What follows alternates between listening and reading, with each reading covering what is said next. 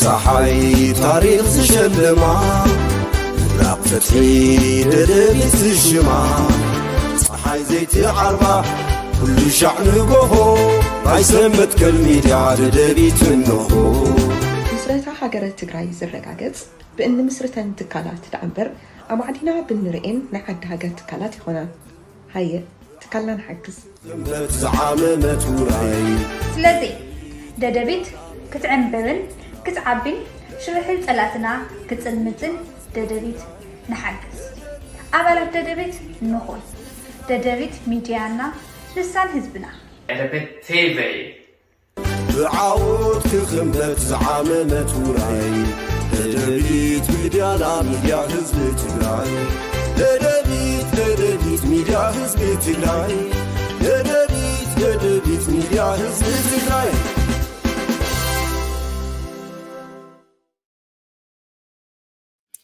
ሰላም ጥዕና ያበለይ ክቡራት ቤተሰብ ደደቢት ሚድያ ከምኡውን ተኸታተልቲ መደብ ካባኹም ናባኹም በብዘለኹም ዓዲ ሰዓት ኣቆፃፅራ ሰላም ክትኮኑልና ንምነ ደደቢት ሚድያ በዚ ሰዓት እዩ ነቕርቦ መደብ ካባኹም ናባኹም ሒዝና ቀሪብና ኣለና ሳና ፀኒሕኩም ምድላዋትና ክትካፈሉ ዕድመና እዩ ናፍቱ ፈላማይ ምድላው ክሕልፈኩም እየ ፈላማይ ምድላውና ናይ ሎሚ መግለፂ ቢሮ ሰላምን ፀጥታን ትግራይ እዩ ዛዕባታትና ከምቲ ትሪእዎም ዘለኹም ሰፍሕ ዝበለ ግን ውሽጥና እውን እንግምግመሉ ሕዚ ኣብ ትግራይ ዝፍፀማ ዘለዋ ነገር ግን ህዝቢ ዘየስተውዕለለን ዘሎ ኢልና ዝሓሰብናየን ብደንቢ ኣስተውዒልካ ክየደን ኣለዎን እንብለን ፈሊና እውን ክነቕርብ ኢና ስለዚ ኣብ መጀመርያ ግን መግለፂ ቢሮ ሰላምን ፀጥታን ትግራይ እንታይ ይመስል ዝብል ስቂለ ብዝተወሰነ መልክዑ ክሪኦ ክምኩር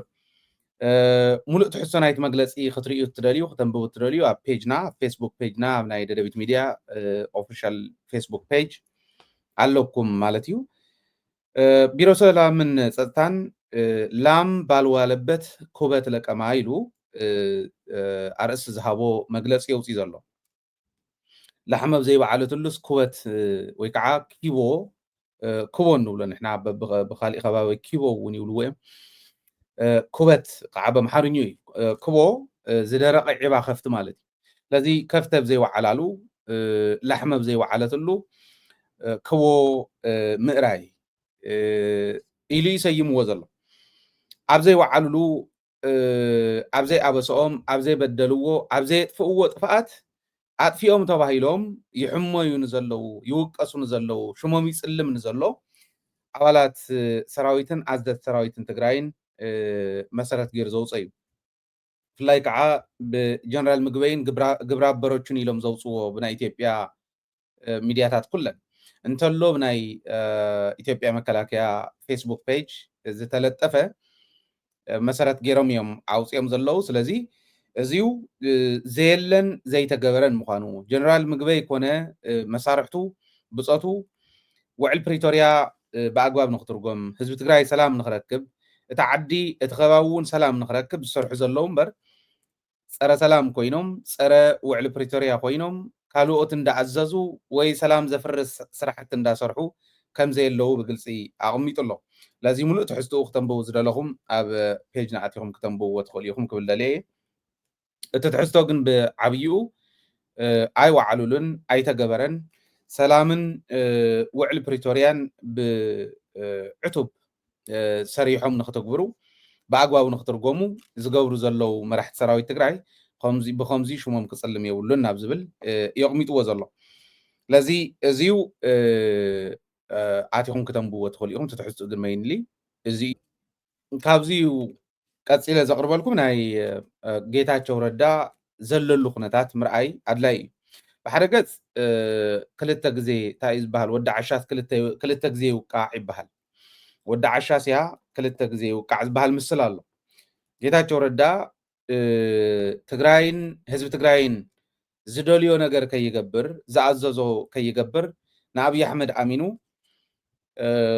ህዝቢ ትግራይ በዲሉ ንህዝቢ ትግራይ በዲልዎ ንትግራይ በዲልዋ ከዲዕዋ ክሒድዋ ናይ ክሕደት ቃላቱ ኣብ ዝኾነ ይኹን እዋን ዘይሃሱ ኮይኖም ተረኺቦም ከም ሚድያ ንሕና ደደቢት ሚድያ ጌታቸው ረዳ ኮነ ካልኦት ናብ ዘይኮነ ሰሓቦግተቶ ከይኣትዉ ህዝቦም ከይብድሉ ካብ ጊሓቱ ጀሚርና ጊደፉ እዚኣ ትክክለኛ መንገዲ ኣይኮነትን ትጋገየለኹም ኢልናዮም عويمنا تجاجي لهم بلوهم إلنا ليخنا لهم عويمهم دحريو علاو قال سجمرنا علاو قال سجمرنا حزبنا سلستقالسنا تسعيرهم هاديمهم حزي جيتاچو رداخم مهار زنبرو كاب علم ما مغرسا كاب على القدي أبي أحمد يترفدو نجيتاچو تقراواي إيو إلو بتقراواي النتو طرح كتفو أزدلي نبعل قدو نبعل لماون نتوم سلطان حليفهم زهاوو نتوم هزب تقراي نغچفچف الدلادي لهم زهاوو زچف هاچفو ازماچ نيركم كم زولم نبعل دسالي چاني أبي أحمد بعلو نتوم ازماچ كوينهم زحقزو زنورو እውን ኣይኮነምን ንዕሙን በሊዕዎም ኣብይ ኣሕመድ ማለት ኣስተውዒልካ ኸየድ ነይርዎ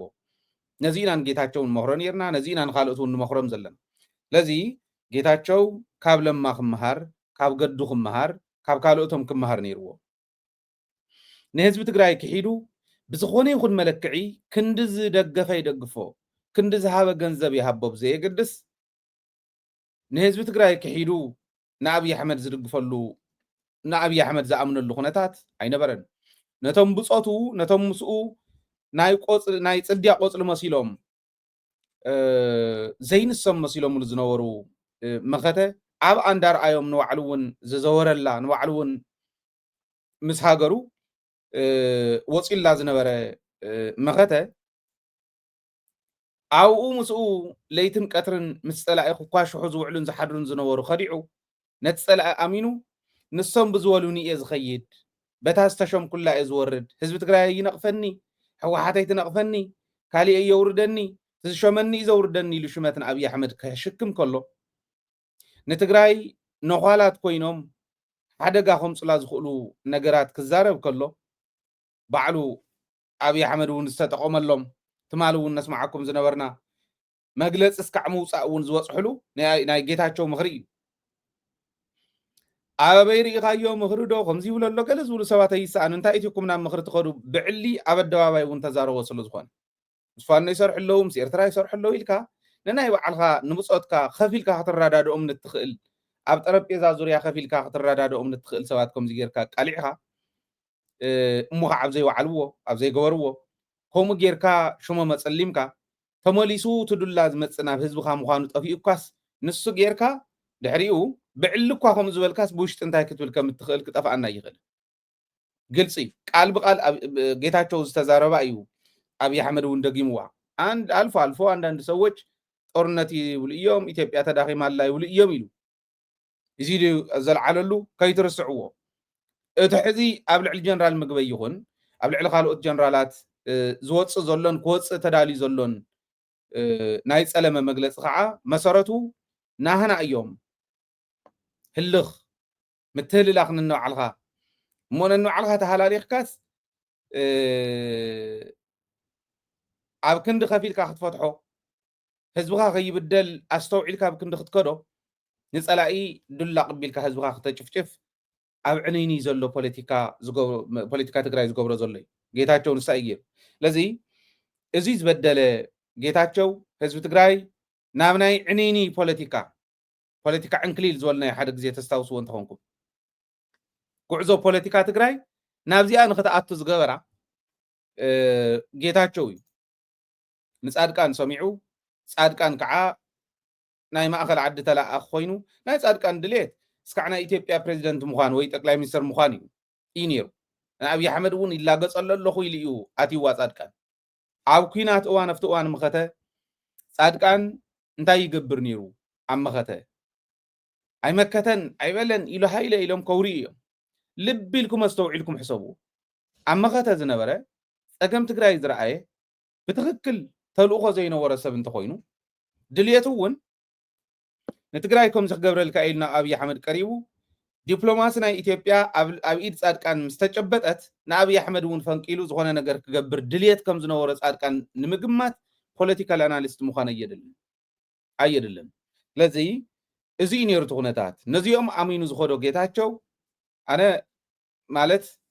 ጊደፊልና የውን ዘይምስሙዕ እምበር ሓደ ግዜ እኳ ክትታለል ትኽእል እንዲኻ ከምቲ ተጋጊናን ጌታቸው ኣነ እውን ኮደጊበየ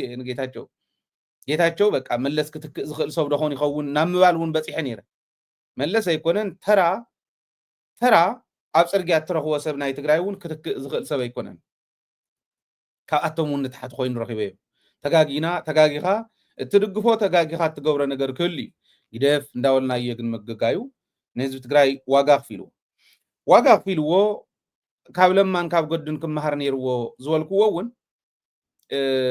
ጌታቸው ዝኩሉ ዋጋ ክፊሉ ንኣዲስ ኣበባ ምስ ሃደመ ካብ ሓቱ ሃዲሙስ ናብ በላዕቱ ምስ ከደ በል ንትግራይ እውን ኣይትምለስን ንወፃእ እውን ኣይትኸድን እዩ ተባሂሉ ጌታቸው ሓሚሙ መወዳእትኡ ማለት ኣዲስ ኣበባ ኮይኑ ሓሚሙ ብቅርበት ትፈልጥዎ ሕማሙ ብደንብ ትፈልጥዎ ኢኹም ሓሚሙ ክሕከም ነይርዎ ኣብዚኣ ኢኻ ትሕከም ንወፃኢ ኣይትኸድን ተባሂሉ ተኸልኪሉ ነይሩ ብፅኑዕ ምስ ሓመመ ሕማሙ ምስ ጠንከረቶ ግን ንዱባይ ሰዲዶሞ ማለት ክልተ ግዜ ውቃዕ ወዲ ዓሻ ማለት እዚ ጌታቸውም ሕማሙ ኣይሕጉሰንን ኦኬ ጌታቸው ትግራዋይ እዩ ጌታቸው ብሕጊ ክቕፃዕ ንዝበደለን እየ ዝደሊ እምበር ጌታቸው ብሕማምን ብኻሊእን ክቕፃዕ ይደልዮን ትግራዋይ ስለ ዝኾነ እሞ ከዓ ተኸልኪሉ እያ ከይሕከም ክበሃል ከሎ ይሕመኒ እዩ ጌታቸው ንትግራይ ስለ ዝበደላ ይበደል ኣይብልን ክመሃር ነይርዎ ትግራዋይ ስለ ዝኾነ ኦኬ እዚ እየ ዝብል ኣነ ትናተይ እምነት እዚ እዩ ከምቶም ደናቁር ሃይለያ ሓሚሙ ምስተባሃለ ሃይለያ ከምዚ ገይሮሞ ምስተባሃለ መዓት ብዕራይ እንዳወፀ መኪና ኮይኖም ቪድዮ ዝሰርሑ ቆልዑ ኣለዉ ካብ ዝነበርዎ እውን ንእሽትለን ናይ እምሮ ሽግር ኣለዎም ተባሂሎም ከም ተባረሩ ይትፈልጡን ናይ እምሮ ሽግር ኣለዎም ተባሂሎም ተባረሩ ሕዚ ተስፋይ ንጉስ ዝበሃል ወዲ ማለት ንሚድያና ዝምጥን ኮይነ ይኮነን ኣብነት ግን ከቕርበልኩም ኣበይ ከም ዝነበረ ቅድሚ ምውፅኡ ንፈልጥ ኢና ግን ናይ እምሮ ሽግር ኣለዎ ተባሂሉ ይወፅ እዩ ኣማኒኤል ኣብ ክንዲ ዝእትውዎ ይብል ሕዚ ሰብ ይመስሎም ገለገለ ሰብ እንታ ዝኾነ ነገር ከይገብር ይብሉ ክላ ግደፍዎ እንደዚ ዓንዲሩ ዘይሩ ብሸንሸል ምእሳሮ ይተርፎን ንእሽትላ እንድሕር ከይድካ ወይ ኣማኒኤል ክትኣትለካ ወይ ከዓ ብሸንሸል ተኣሲርካ ተኾርሚኻ ከፍያ መወዳእቱ ንሱ ይትወድስ ከምኡ ዝበሉን ካልኦትን ይብሉ ነይሮም ዝገርም ግን ነዚኦም ሰባት ኢሎም ቆፂሮም ምስኣቶም ወፂኦም ዝዘራረቡ ምስኣቶም ስራሕ ዝሰርሑ ምስኣቶም ንዓቶም ዝልእኹ ሰባት ይገርሙኒ ኣብዚ ስለ ዝነበረ ጌታቸው ጌገኛ ይብሎ ኣነ ግን ከም ሃይለ ጌታቸው ክሓምመ ይደልዮን ሕክምና ሙሉእ ሕክምና ክረክብ እውን ይደልየ ምውፃእኹም ዱባይ ከይዱ ክሕከም ምግባርኩም ኢትዮጵያ ታንኪዩ ጌታቸው ነዚ ትግራይ በዲልካ ኢኻ ንሕና ሓይኽና ዝወዳእናካ ማስቲካ ኢኻ መቐረትካ ዝተወዳእካ ማስቲካ ኢኻ ተደርበ ከም ለማ ተደርበ ከም ገዱ ከም ዝብልዎ ንፈልጥ ኢና ነገር ግን ኣይትሕከምን ኣይትወፅን ኢሎሞ ምንባሮም ንዓየት ተሓሳስበኒ ነይሩ እዩ ክሕከም ኣለዎ እንታይ ገይሩ ኦኬ ስለ ሕክምና ማለት ብሂወት ደረጃ ይኮንካ እንትምነ ብሕጊ ግን ክሕተት ንደሊ ኢና በዲሉና ስለ ዝኾነ ዓድና በዲሉ ስለ ዝኾነ እሞ ጌታቸው ረዳ ብፅኑዕ እዩ ሓሚሙ ድሕሪኡ ካብ ኣዲስ ኣበባ ንኸይወፅእ ንትግራይ እውን ከይምለስ ተገይሩ ከም ዝነበረ ፍሉጥ እዩ ናገደዶ ምስ ከደ ግን ኦልሬዲ ንዱባይ ሰደሞ ዱባይ እናተሓከመ ከም ዘሎ እዩ እቱ ዘለና ሓበሬታ ዘመላኽት ምስ ዳድኩም የቕኒየልና ኦልሬዲ ተጠቂምናልካ ኢና ኣብቲ ወፅሒ የብልካን ኢልኩም ከፈ የበልኩምዎን ክብል ደልየ ካሊእ ግን ምናልባሽ ክንሪኦ ዘለና ክንሓስቦ ዘለና ኢለ ዝኣምኖ ኣብ ትግራይ መራሕቲ ትግራይ እንተረኺበ የንተን ቪድዮ ከቕርበልኩም እየ መራሕቲ ትግራይ እትገብርዎ ቃለ መሕተት ጥንቃቐታት ዘድልዮም ምዃኖም ከመላኽት ስለ ዝደለኹ እዩ ናይ ወዲ ወረደ መግለፂ ኣብነት ገይረ ከቕርበ ሕጂ እውን ናይ ወዲ ወረደ መግለፂ ኣብነት ገይረ ከቕርብ ከለኹ ካሊእ ከይመስለኩም ካሊእ ኢለ ይኮንኩን ዝኸድ ዘለኹ ኣጣቢቖም ነገራት ኣጣሚሞም ንሸርን ላይክን ናይ ሶሻል ሚድያ ነገራት ዘዛውዑ ብዙሓት ስለ ዝኾኑ እዩ ናይ ወዲ ወረደ መግለፂ ኣነ ኣይጣዕመንን ዘይጣዕመንን ንምንታይ እዩ ክፍተታት ንፀላእቲ ዝኸፍት ኮይኑ ስለ ዝረኸብክዎ እዩ ኦኬ መስኮት ንፀላእቲ ዝኸፍት እንድሕር ኮይኑ ንመራሒኻ ትግራይ ይመርሕን ዘሎ ትረፍደ ናይ ዓዲ ናይ ሃገር መራሒ ናይ ገዛ መራሒ እውን ኣካይዳኻ ይፅቡቕን እሞ ምጥንቃቕ ኣድላይ እዩ ምባል ኣድላይ እዩ ወሳኒ እዩ ኢለ እየ ዝኣምን ስለዚ ወዲ ወረደ ብዛ ቀረባ እዋን ዝገበረን ቃለ መሕተት ኣይፅቡቓትን ኢለ እየ ዝኣምን ኣነ ትርጉም ዘለዎ ትሕዝቶ እውን ኣይነበረን ታይሉ ፅንሒልና እውን ክንሪኦ ኢና ክነተሓዞ ኢና ካብተን ሓደጋታት ዝብለን ኣነ ውሽጢ እየን ምናልባሽ ንመርትዖ ክኾነና መልሲ ኦፊሻሊ ምንም ዝፍን ምክንያት ኮይኑ እዩ ፌደራል መንግስቲ እውን ብዕሊ ኣብ ሚድያ ወፂኡ ከምኡ ዓይነት መልእኽቲ ዘመሓላልፈሉ ኣሎ እሞ ኣብዚ ጉዳይ እዚ ከም ምክትል ፕረዚደንት ግዝያዊ ምምሕዳር እቲ ድርድር ውዕሊ ፕሪቶርያ ብኣግባቡ ንክትግበር ኣብ መንጎ ፌደራል መንግስቲ ኣብ መንጎ ትግራይን ምትእምማን ንክፍጠር ዕላዊ ዝኾነ መልሲ ምሃብ ክኾን ይኽእል እዩ እቲ ውሽጢ ትግራይ ዝግበር ምንቅስቃስ ኣብ ምቁፅፃር ክኸውን ይኽእል እዩ ዝኸድኩምዎ ክያዶታት እንታይ ኣሎ ሕጂ ተሓቶ ጀነራላት ትግራይ ምስ ኤርትራ ይራኸቡ እዮም ኢሉስ መንግስቲ ኢትዮጵያ ብዕሊ ኣብ ሚድያታት ተውፅኡ ኣሎ ኣብ መግለፅታቱ ነውፅኡ ኣሎ ስለዚ እዚስ ኣብ ምፅራይ ዝኸድኩም ክያዶ እንታይ ኣሎ እያ ኢላቶ ዘላ ታመልሲ ረኣይዋ ንዓይ እውን ገምግሙኒ ንዑ እውን ገምግሙ ሕዚ ንምንታይ ኢና ከም ዝበሉ ነገራት ኣልዒልና ንዛረብ ይመስለኩም ሓሊፉ እንዲ ዝሓለፈ ሓሊፉ ኢልና ይንኸደ ንህዝብና ኣብ ዝኾነ ይኹን እዋን ተላዒለን መስኮት መጥቀሚ ኮይነን ንፀላእቲ ከጥቅዖ ዝኽእላ ነገራት እንተሃልየን ኣይንሓልፈንን ስምዕዎ መልሱ ኣነ ዝመስለኒ እንተ ነይሩ ፅባሕ ከይህሉ ነገር ነይሩ ድዩ ኣይነበረን ዝፈልጦ ነገር ፖለቲካል ለበል ኣብ ላዕሊ ደረጃ ነይሩ ድዩ ኣይነበረን ዝፈልጦ ነገር የብለይን ስለዚ ተነይሩ ከይህሉ ነበር ቢጠቅም ድዩ ትግራይ ንረአዮ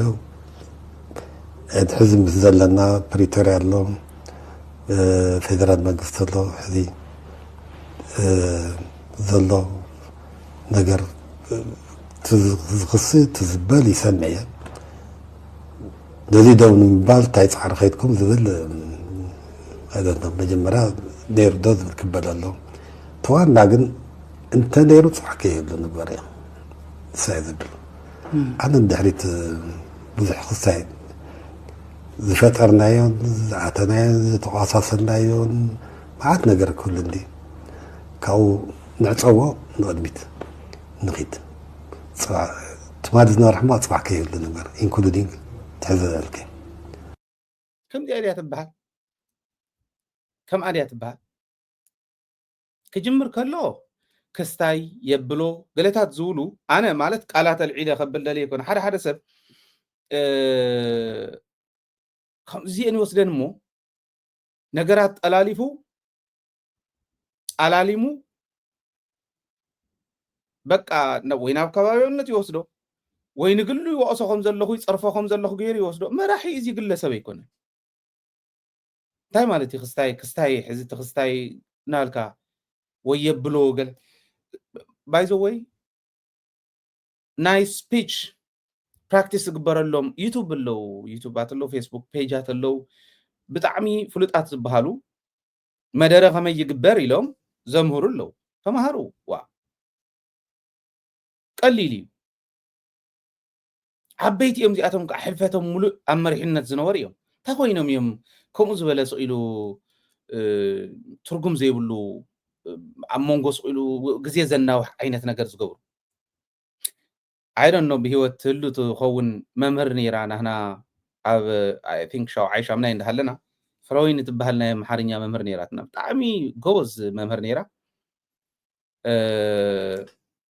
እና ሕዚ እንትን ብዝብል በእንትናችን ውስጥ እንትን ገብቶበት እንትን አምጭልኝ እንትን ልልበት ከምዚ ኢልካ ትርጉም ዘይብሉ ነገር ንነዊሕ ግዜ ክትዛረብ ከም እትኽእል ናይ ዘረባ ትርጉም ዘይብሉን ናይ ዘረባ ትርጉም ዘለዎን ከመይ ትፈልዕ ዓይነት ኣብ መደረ ፅቡቅ ትምህርቲ ተምረና ዝነበረት መምህር ነይራ ፍሮይን ትበሃል እንታይ ትብላ ሕዚ በእንትናችን ውስጥ እንትን ገብቶበት እንትን አምጭልኝ እንትን ልልበት እንታይ እዩ እዚ እንታይ ኣበይ ጀሚርካ ኣበይ ወዲእካ እንታይ ተዛሪብካ እውን ዘይፍለጥ ከምዚ ዓይነት ኣብቲ መንጎ ዘለዉ ማለት ሶም ይስተኻኸሉ ይከኣል ከዓ ማለት ናይ ዕድመ ጉዳይ እውን ኣይኮነን ኣይፈልዮን ኣይሕዞን ክወስድዎ ይኽእሉ እዮም እቲ ትሬኒንግ ንሱና ንሱ ይግበሩ ባህል እያ ነዚ ምኽሪ ታዝበላ ግን ተቋሳሰልናየ ዘጥፋእናየ ብዙሕ ለንዲው ንግደፎሞ ንቅድሚት ንሳገር እንዲያ ታዘረባ ታመልሱ ንሳይ ጀነራላት ትግራይስ ተራኺቦም እዮም ምስ ኤርትራ ምና ምስ ኤርትራ ኮይኖም ንኢትዮጵያ ከፍርሱ ንኢትዮጵያ ክወግኡ ይኸዱለው ኢሉ መንግስቲ ኢትዮጵያ ብሚድያታት ተውፅኢ እዩ እንዲያ ትብሎ ዘላ ዚስ ክንደይ ናይ ዝኣክል ትፈልጦ ኢኻ ክንደይ ናይ ዝኣክል ከይድኩም እያ ትብሎ ዘላ ብዙሕ ዘጥፋእናየን ብዙሕ ዝበደልናየን ተቀሓሓርናየን ክህሉ እንዲሁ ኣነ እንድሕሪት ኣይምለስን ንቅድሚት ኢና በቃ ንቅድሚት ሰጓሚ ተባሂሉ ክየድ ዓይነት እንተኮይኑ ተጋጊሎ ከምኡ ጌርካ ክምለስ ኣለዎ ይብል ንምንታይ እዚ መልስ እዚ ይትመለስ ኢለን ወዲ ወረደ ክነግረ ይኮነ ዓይ ወላዲ እዩ ወላ ብተመክሮ ደረጃ እውን ዝፀገበ ተመክሮ ዘለዎ እዩ እንታይ ኮይኑ እዩ ነዚኣ ምላስ ኣብያ ዋላ ደሓን ተገይሩ እንተዝኸውን ሕሰብዎም ኣብ ናይ ወዲ ወረደ ቦታ እንተትኾኑ ብፖለቲካ እውን ምክትል ፕሬዚደንት ናይ ተዓዲ ኮይንኩም ብሰራዊት እውን ቁንጮ ጫፍ ናይ ሰራዊት ኣዛዚ ኮይንኩም እንተትኾኑ እሞ ንስኻ ትእዝዞም ኣመራርሓ ሰራዊት ትግራይስ ምስ ሻዕብያ ይራኸብሎም እንተትበሃሉ ናይ ውሽጥና ብውሽጥና ኣሊና ኦኬ ኖ ኣይተገበረን ኣቤሪ እሞ መርትዖ ይቅርቡ ይኽባህል ነይሩ ኣነ ዝፈልጦ ነገር የብለይን ኢልካ ይኽየኒ ኣዛዝ ሰራዊት እንዲኻ እንታ ኮንካ ዘይትፈልጥ ተተባሃለ መልሲ የብሉ ከምኡ ጌርካ እውን ህዝቢ ትግራይ ኣይተጠቕሞን እዚኣ ኣነ ዝመስለኒ ንወዲ ወረደ ሕጂ እውን ከም ትካል ከም ሚድያ ኣብ ዝድገፎ ክንድግፎ ኢና ኣፍተን ጎደሎ እንብለን ግን ክንቃወሞ ኢና ኣይትጠራጠሩ ሕዚ ከይብሉን ኢለ ዝገድፍ ሰብ እውን ኣይኮንኩም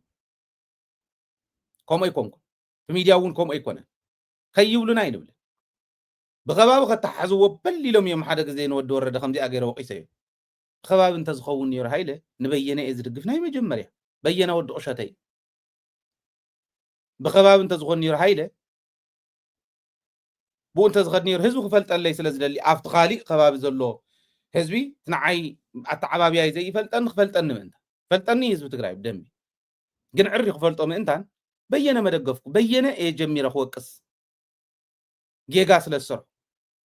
ህዝቢ ትግራይ እዩ ህዝበይ ትግራዋይ እዩ ርእሰይ ኣተሓሳስባይ መንነተይ ኣኸለ ቃልሰይ እውን ትግራይ ብኸባቢ እንተዝሓስብ ሃይለ ንተኽላይ ፍቃዱ መደገፎ ተኽላይ ፍቃዱ ናይ ከምዚኡ ናይ ዞባ እከለ መማሓደር ተባሂሉ ክኸድ ከሎ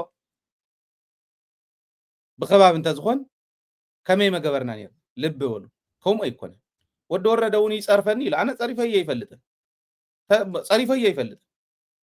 ዘን ዝብለን ዘሎ ግን ጌጋ እየን ሕጂ እውን ፀሪፉን ንኽብል ይኸውን ፀርፈ ኣይኮነን ውሰደን ሞተን ዝብለን ዘሎ ከስተኻኽለን ኣስተኻኺልካ ምስ ትኸይድ ንድግፈካ ከምኡ እዩ ሰራዊት ትግራይስ ሰራዊት ትመርሖ ሰራዊትስ ተቆሳሲልና ነርና ኢና ብዙሕ ጥፍኣት ኣሎ እሞ ንቅድሚት ንኸይድ ንቅድሚት ሰጓሚ ጣዕሚ ፍሉይ ዓይነት ተኣምር ክምዝገብ ከም ምዃኑ ጌርካ ማለት ትስልጣን እንዲሁ ሕማቕ እንዲ ትስልጣን ኣነ ብፍቲ ናይ ፈለገ ሂወት እውን ብዙሕ ርሑቕ ስለ ዘይነበርኩ ንዋይ እዩ ማለት ኣነ ክመሃር ከለኹ ፍቅረ ንዋይ ሕማቕ ምዃኑ እየ ተማሂረ ፍቅረ ስልጣን ምናልባሽ ምስኡ ደኾነ ይተሓዝ ይኾን ኣነ ዓብየ ሕጂ ክሪኦ ከለኹ ግን ስልጣን ሕማቕ ምዃኑ ኦኬ ድሓን ዝበልካዮም ኣውዲቑ ኣብ ጭቃ ዘለሉ ምዃኑ እየ ተዓዚበና እዚአን ትኽክል ኣይኮነ ኣይትኽክልን ሕዚ ዝተዛረባ ኦኬ ወዲ ወረደ እውን ባዕሉ ኢሉ እዩ ክንደይ ጥፍኣት እኮ ተገይሩ ነይሩ እዩ ከምዚ እኮ ትገብሩ ነይርኩም ኢኹም ተባሂሉ ንኽውረ ይገብር ታናይ ምግበይ ምስ ወፀት እውን ታናይ ወዲ ወረደ መግለፂ ነታ ናይ ምግበይ ሓቂ እያ ኣቢላ ንሓሶት ሓቂ ንኽትገብር ዝመኮረትሉ ጉድ እዩ ጌጋ እዩ በቃ እዚዩ ክእረም እዩ ዘለዎ ኣብ ዘረባኹም ንምንታይ ዘይተስተኻኽሉ እንታይ ኮይኑ ዘይስተኻኸል ይገርመኒ ኣብ ናይ ኣብ መይሱ ኣብ ኣፍታ ሚድያ ንሳ ተብኡ ዘሎ ተቐቢድካ ትፈትሖ ዘለካ ፖለቲካል ክንፈትሖ እንተዘይኽእልና ናይ ራያ ጉዳይ ዘብሩ ጠቕላላ ፖለቲካና ክበል ከሎ መፍርሒ ዓይን ክፍታሕ ዘለዎ ክስታይ ከለና ኣብ ራያ ዘሎ ስሜት ብጣዕሚ ክስታይ እዩ ፖለቲካል ክንፈትሖ እንተዘይኽእልና ንትግራይ ብጣዕሚ ሓደገኛ ዝኾነ ኩነታት እዩ ኮ ዘሎ ክስታይ እንታይ ማለት እዩ ኣነ ይተረዳእንን ግን ንኺድ ንቐፅል ማለት ንርአዩ يبتلو نايم على التاريخ الله أبراي حجي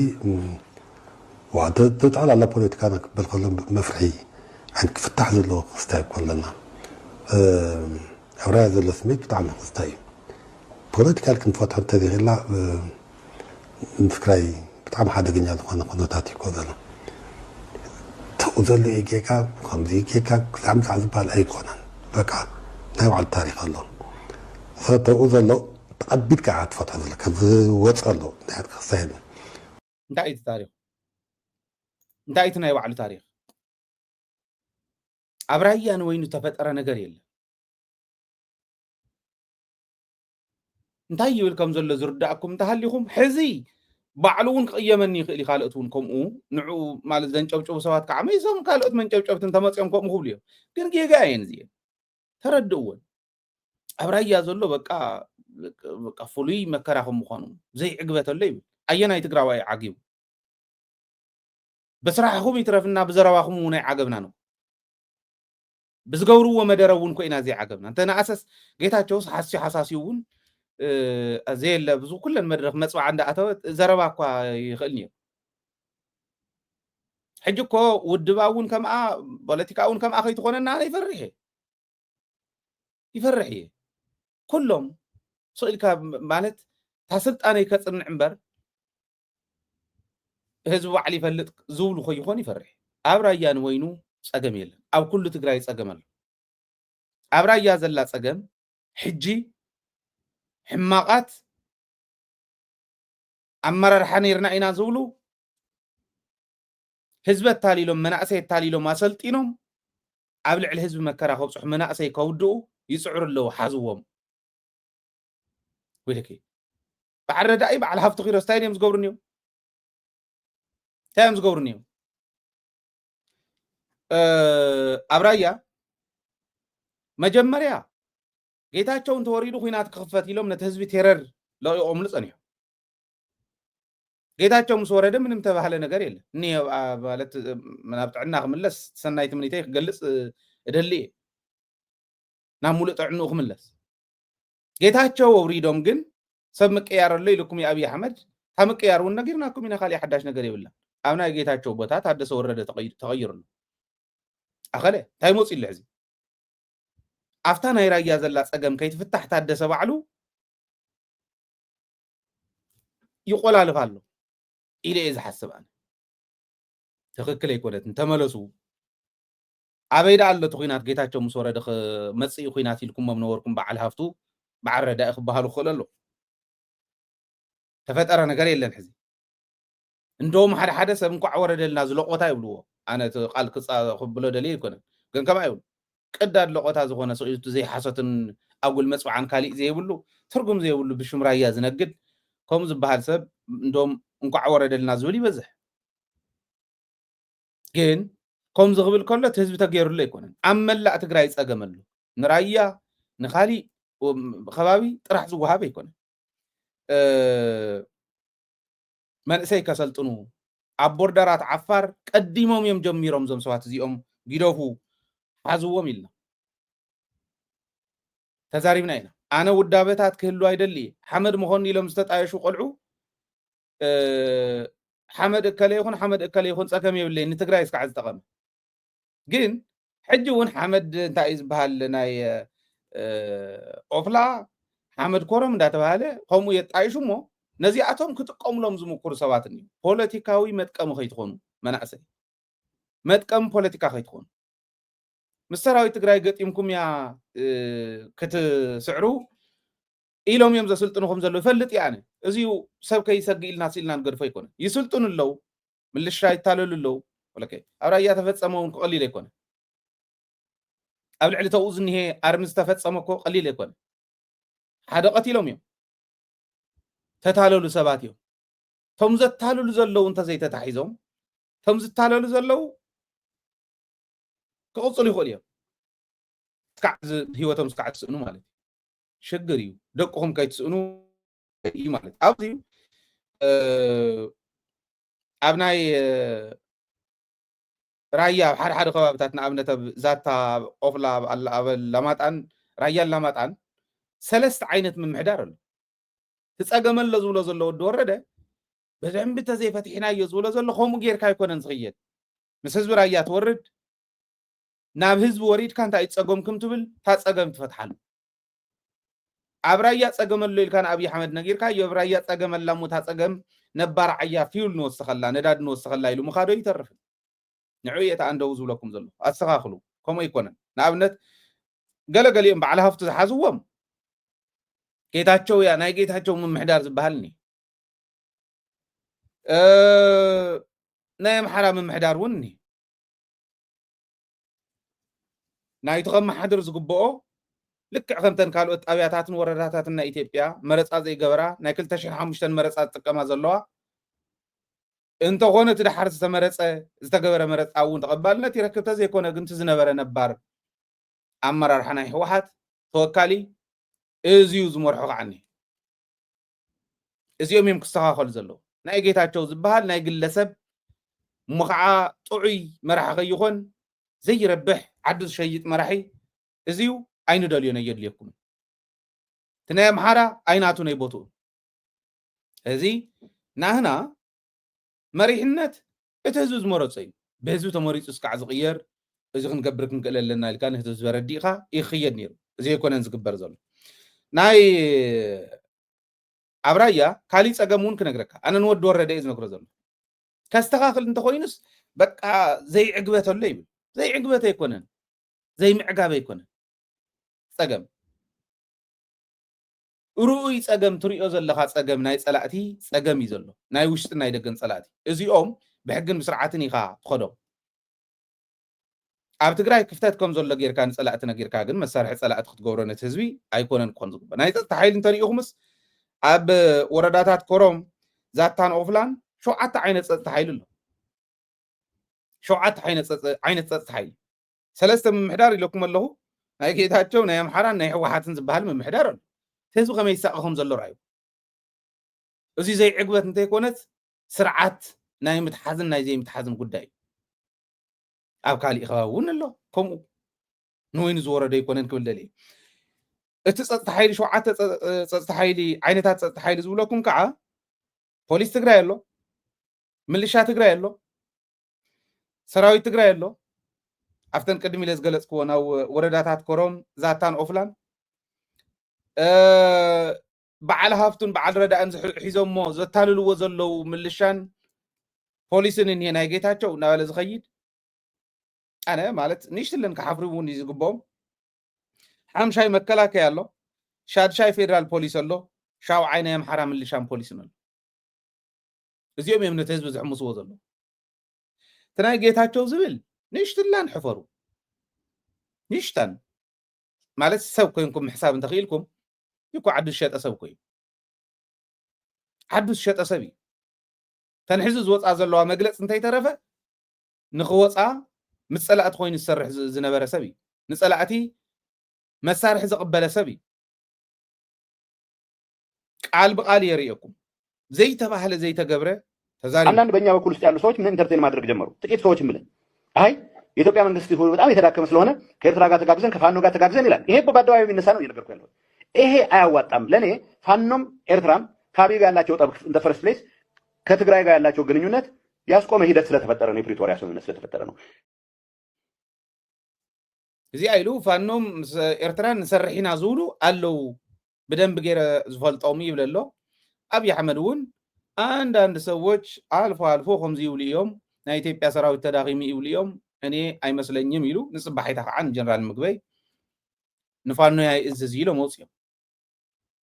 قوميلو موسيوم تامقل سميعهم يا تاناي ودو الرداء حزون غصر نصون كم ريال تقبلنا أنا كنت فاتحة لنا كم ذي اللي كنا كنحاسوه لنا أوكي خملي الله طاعت قبر كنوا واقعنا نوعنا بمن بقدي ذي كقاطمي ولا لو أنت بلنا كومبليتلي فيل ديرنا على مالتي سو أصدقاء درت هذا اللون كويب يبلي يفلت بيت اللون فعلا يفلت أكوان درت هذا اللون يفلت بيت اللون ينقرني يوم يزول الله أنا مالت يسقأني እዚኦም ኣብ ውሽጢ ኮይኖም በዓል ታደሰ ካሊእ ክሰርሕዮም ኣይኮነን ንፀላእቲ ግን ክፍተት እዮም እዚኦም ኣብ እንድርታ ክፍተት ከም ዘሎ ኣብ ራያ ክፍተት ከም ዘሎ ይነግረና ዘሎ ከይደ ኣይኮነን ዝፈትሕን ዘሎ ኣብ ራያ ዘሎ ኣነ ዝነገርኩኹም ይበልፅ ከምዚአን ኣሎ ፀጥታ ሓይሉ እዝኒ 7 ዓይነት ትዘይምልከቶ ይወፅእ እቲ ጌፆ ዝኸድ ዘሎ ንፀጋም ዝኸድ ዘሎ ይእረም ትክክለኛ ክኾን ዝግብኦ ይኸውን ከመይ ጌርካ ምስ ህዝቢ ሰሪሕካ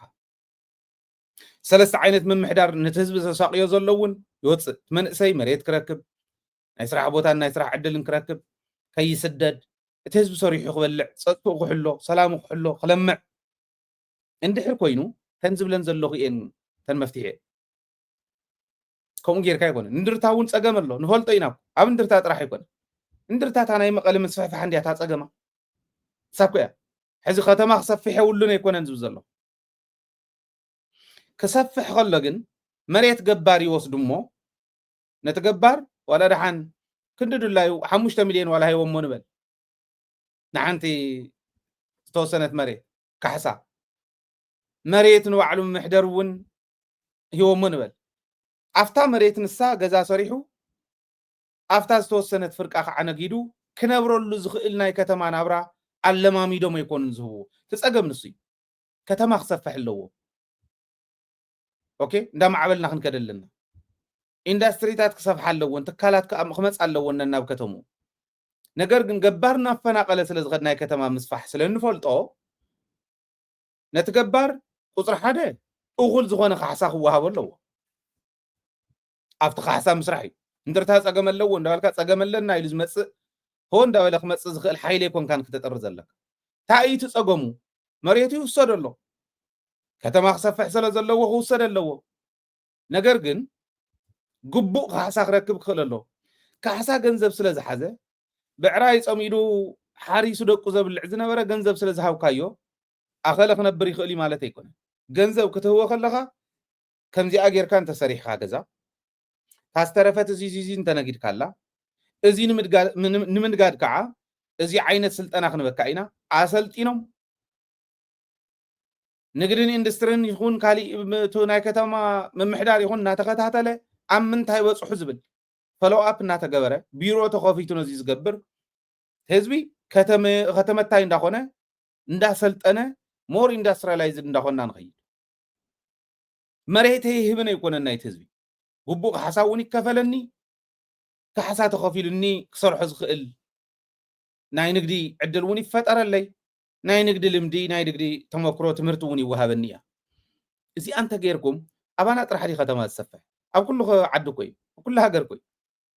ናይ አዲስ አበባ ናይ ድንቁርና ሙቭመንት አዲስ አበባ መሬት ይውሰደሉ ዝብል ሙናይ ኢህአደግ እውን ስኡ ኢሉ ዕፉን ዝኾነ ፕሮፓጋንዳ ይውል ግዛዕ ይውል ዓይነት ከይዲ ትሑት ካሕሳ መሬት ናይ ህዝቢ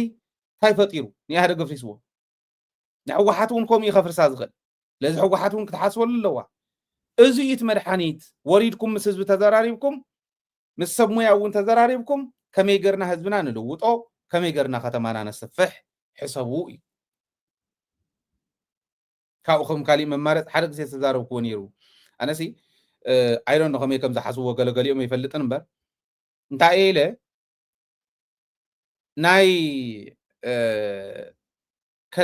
ናይ ትግራይ ርእሰ ከተማ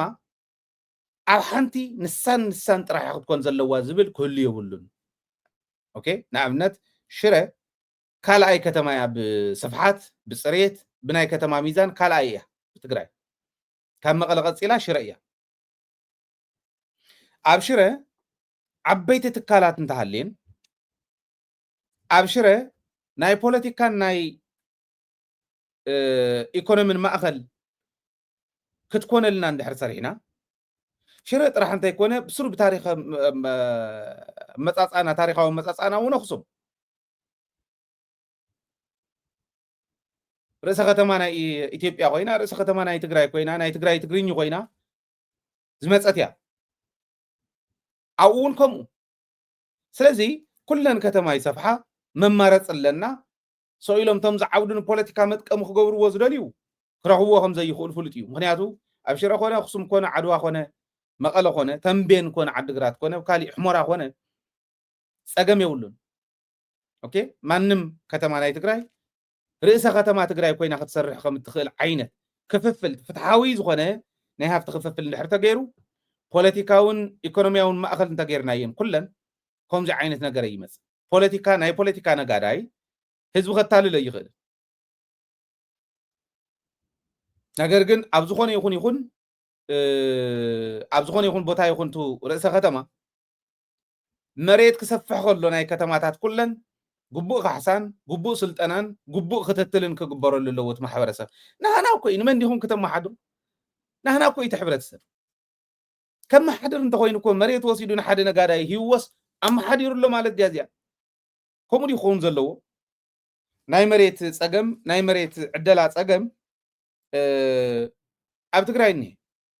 ሕዚ ነታ ናይ ወዲ ወረደ ወሲኸ እየ ዝኸይድ ዘለኹ ኣብ እንደርታ ፀገም ኣሎ ራያ ፀገም ኣሎ ኢሉስ ፀገም ኣሎ ኢሎም መፂኦም መዊሎም ገንዘብ ሂቦም መናእሰይ ኣታሊሎም ህዝቢ ዕቢዶም ናብ ፀገም ክእትውና ዝኽእሉ ፀላእቲ ከም ዘለውና ጠፊእዎምስ ናብ ኣደባባይ ከምዚ ዓይነት ነገር ክወፅእ የብሉን እዩ ዝእረም ነገር እዩ በቃ ብቐሊሉ ብንእሽተይ ፖሊሲ ናይ ፖሊሲ ምስትኽኻል ናይ ስትራቴጂ ምስትኽኻል ዝቕየር ነገር ከኣልዩ እየ ዝብል ዘሎ ስለዚ እዚ ክገብሩ ኣለዎም ኣብ ኩለን ከተማታት ትግራይ ዘሎ ፀገም ናይ እንደርታ ፀገም ዓድዋ መሬት ዓድዋስ ከተማይ ዓድዋ ሰፊሓስ ተወፅዐት ከተማ እንድያ ብትክክል ብዓይኒ ትክክል እንተሪእናያ ብትክክለኛ ሚዛን እንተሪእናያ እተወፅዐት ከተማ ንሳ ኣፍ ዘውፅእ ኩሉ ዓድዋ ይብል መለስ እና በዓል ኣቦይ ስብሓት ካብኣ ስለ ተወለዱ በኣ እናተሸቁረረት ትነብር ምንም ዘይግበረላ ተሪኢኹማ እታ ከተማ ራእዩ ተኣምር ተሰርሐላ ዓዲ ቃል ተኣትዩ እውን ዘይስርሐላ ፓን ኣፍሪካን ዩኒቨርሲቲ ተባሂሉ የለን ታኮይና ኢና ዘይንሰርሑ ፓን ኣፍሪካን ዩኒቨርሲቲ ሓደ ዩኒቨርሲቲ ንምስራሕ ክንደይ ዘድሊ ኦኬ 10 ሚልዮን ትግራዋይ እንተሃልዩ ደገን ውሽጥን ዘለኹም ኢልና እስክንሕሰብ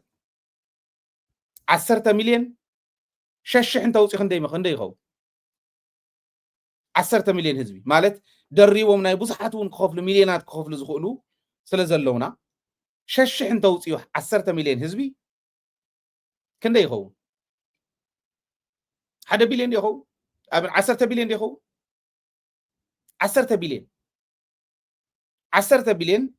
ዩኒቨርሲቲ ይኮነን ካልእ ክሰርሕ ይኽእል እንታይ ኮይና ኢና ፓን ኣፍሪካን ዩኒቨርሲቲ የንስሩ ዓድታት ክሕግዛና ይኽእላን ማለት ድዩ ኮሚቴ ዋቂርካ ፓን ኣፍሪካን ዩኒቨርሲቲ ክስራሕ እዩ ክነስርሖ ኣለና ኢሉ ዝኸይድ ኣብኡ እምኒ ኩርናዕ ተቐሚጡ ኢልካ ኳና ቀሚጥካ ከፍካ ትብል ዝለይ ትገብሮን ዕንዝር ወዲ ዕንዝር እንድሕር ዝመርሕ ኮይኑ ይኾንን እመኑን ይኾንን ፓን ኣፍሪካን ዩኒቨርሲቲ እንተስራሕ ነይሩ የዓድዋ መታሰቢያ ሙዚየም ኢሉ ብቢልዮናት ተስሪሑ ኣዲስ ኣበባ ኣየቕምጠልካን እቲ ዩኒቨርሲቲ ባዕሉ ናይ ባዕሉ ኢንተርናል ሬቨኒው ሃልይዎ ከስርሖ ዝኽእል ኮይ እቲ ሙዚየም ብባዕሉ ብተምሃርኡ ብመምህራኑ ከስርሖ ዝኽእል ኮይ ብዓዲ ብወዲ ዓዲ ከስርሖ ዝኽእል ኮይ ካልኦት ዶኖራት እውን ክመፁ እዮም ክግበር ይከኣል መምሃራን እንተሃልዮም ናይ ዩኒቨርሲቲ መምህራን እንተሃልዮም እምሮ ዘለዎም መራሕቲ እንተሃልዮም ሞ ምስ ዓለም ተራኺቦም ከስርሕዎ ዝኽእሉ ነገር ኢና ተበሊዕና ኒና ኣንታ ክንደየናይ ዝኣክል ውድቀት መስለኩም እንተገምጊምናዮ ኣነ ከፍ ኢለ ማለት ዘይምሕሳብ እዩ ዝሕሸኒ ካልኦት መፅሓፍቲ እንዳንበብኩ ዓርሰይ ምትላል ስለ ዝመርፅ እናታለልኩ ይኸይድ ዓርሰይ ክንሰርሖ ንኽእል ነገር እንተቆፂርናዮ እመኑኒ ብዙሕ እዩ ክነስርሖ ንኽእል ነርና ኣብኣ ግን ኒሃ ኳና ተቐሚጥ ዓድዋ ኳና ኣላ ዝኾነት ኳና እምኒ ኩርናዕ ተባሂላ ኩኒ ኣቢሎም ኣቐሚጦም ኣኸለ ኣይተሰርሕዎ እንዲዮም ኩልና ነይሮም ብገንዘብና እንተሰሪሕና እየ ብትግራይ እያ እንዴት ዓድዋ ክሰፍሕ ከሎ ዓድዋ ግን ነስፍሕ ኣለና ኢሎም ሕዚ ክልተ ነገር ይፍፀም ኣለው ኩለን ከተማታት ትግራይ ዓድዋ ጥራሕ ኣይኮነ ኣብ መቐለ እውን ኣብ ሽረ እውን ዓድዋ እውን ዓዲግራት እውን ካልእ እውን እንታይ ይገብሩ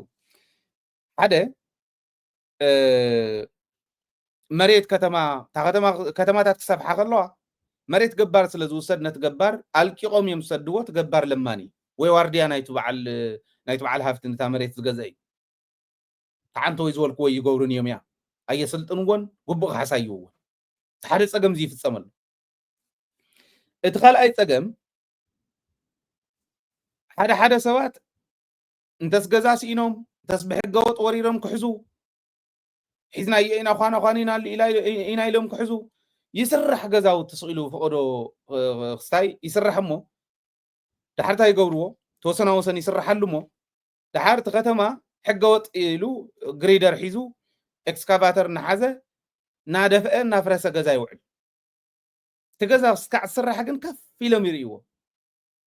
مستسرح يفرسوه جنزب تقرأي زهلق زم نبرت تقرأي زهلق أنا لب زلوا مرح انت هاللي بزن كتماتات مجمر يا اخوانا تجمر كلها مسرت كتجمر كلها تختما نح زي ما حدرو نغالي زغل زي ما حدر كهو خللو زي ما حدر كهو خللو حقو خاب حقو وصاي غزا خسرح خلو كان مسرته تطوبل توهيلو تخاب حقو وصاي زخيد زلو سب بحقي حته انتي كسر ناي غزو ناي دقو اف عبيطو عصيو غزا يسرح له خيلو عرسون تيتالل اندهالو مجمريا محس غزانا مفراس نمتايتات تصريحمو بحقي تزفرسكم ون كتكحسوهم ديكم تزفرس زل غزاس غلبت تግራዋይ ገንዘብ ትግራዋይ ፈሲስዎ ምዃኑ ይርዱ ታይ ትገብር ነርካስ ከዓሽዑ ከኦፍድዶም የነር አነ ተዝ ከመ አገረብ ከተማ የፍርሰለኹ ዘይ ሕጋውያን ገዛ ክብል ከሎ መጀመርያ ዘይ ሕጋውን ንስኻኢኻን ዓተ ተቀፍዲድካ እቶ ይኽባል ዘሎ ከምኡ እንደበሉ ወይዛው ከምዚ እንደግበሩ መጀመርያ ንሱ ይእሰር ደድሕሪቱ ብዘይ ሕጋው መንገዲ ሰርሐ ይእሰር ኣብ ክልል ዘሎ መራሒ ኣብ ዞባ ዘሎ መራሒ ነዘናይ ከተማታት ናይ ወረዳታት አመራርሓ ከምዚ ኣገይሩ እንተዘይሒዝዎም ገንዘብ ብከምዚ ክትበልዑ ነውርድ ኣይኮነን ምምሕዳር ከኣበየኩም መጥላዕ ወድ መጥላዕ ሓዳር ክሕዝ ከሎ ዓይነት ማለት ኮይ እዞም ሕማቃት ሰነፋት ሓዳር ክሕዙ ከለዉ ገዝኦም እውን ዘየመሓድሩ ሓሞኽሽቲ መሲሎም ስድሮኦም እውን ሓሞኽሽቲ መሲሉ ዝነብር ዘለኣለሞም ከምኡ ነይሮም ጎረቤትና أنا زفلتهم كمنير دك اسمه تلي وعل أنا كقلعس قلعة خوينة أرعت أنا ويت شكيمن دحرسكو لا تيلو أو عر الرافد خم اللي سكله أو عر الرافد زي أو عر زوج جنا كأوتما وعركتكو أما يخل نسوم دا تودو نو على حمو خشتي بسدرو حمو خشتي زموسلو نفلتهم أنيرهم يوم سعيرهم زلوا تصوات كعلو أخوينا إنا تماهير إيز بالنفس الآن لو سخنا وردنا وكائن من محدارنا جبركاس إزي إنكلتي إنك سارة مخانا نيتفو كم محدر أنت خوين نتزبي زي محدر نمنتاي زي كحاسة نمنتاي زي مهارة زي سلطنة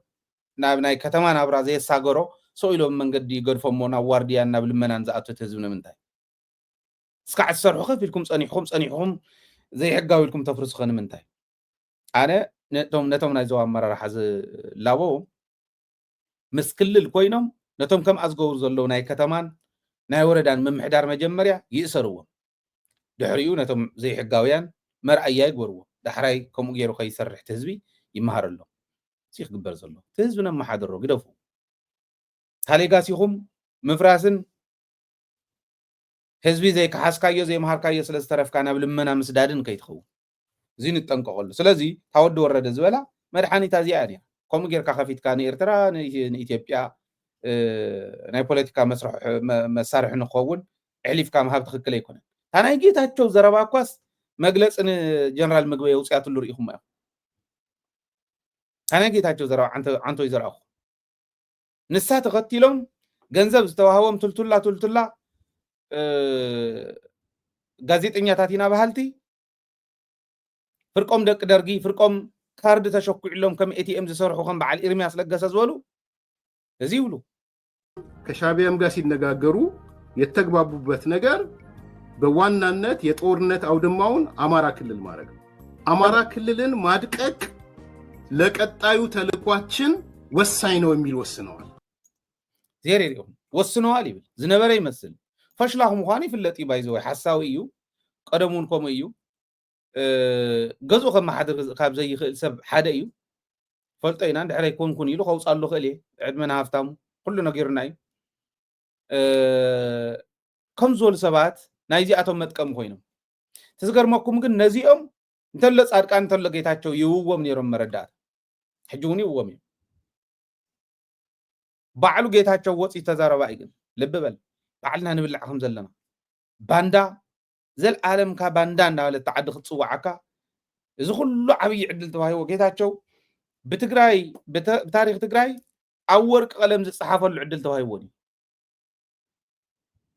ንኤርትራ እውን ንኢትዮጵያ እውን ሰላም ገይሩ ክኸይድ ዝኽእል ዓቕሚ ዘለዎ ህዝቢ ንክመርሕ ዕድል ተባሂዎን እዩ ኣብ ትግራይ ምምራሕ ማለት ክልተ ትርጉም እንዲ ዘሎ እቲ ሓደ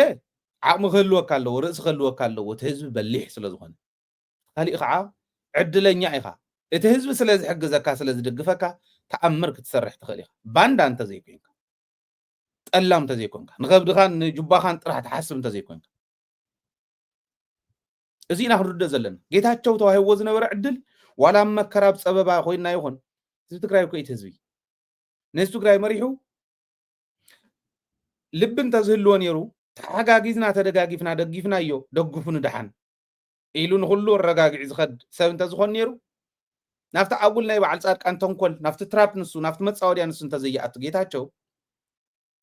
እንታይ መኾነ ይመስለኩም መጀመርያ ካውንስል ካብ ክብሉ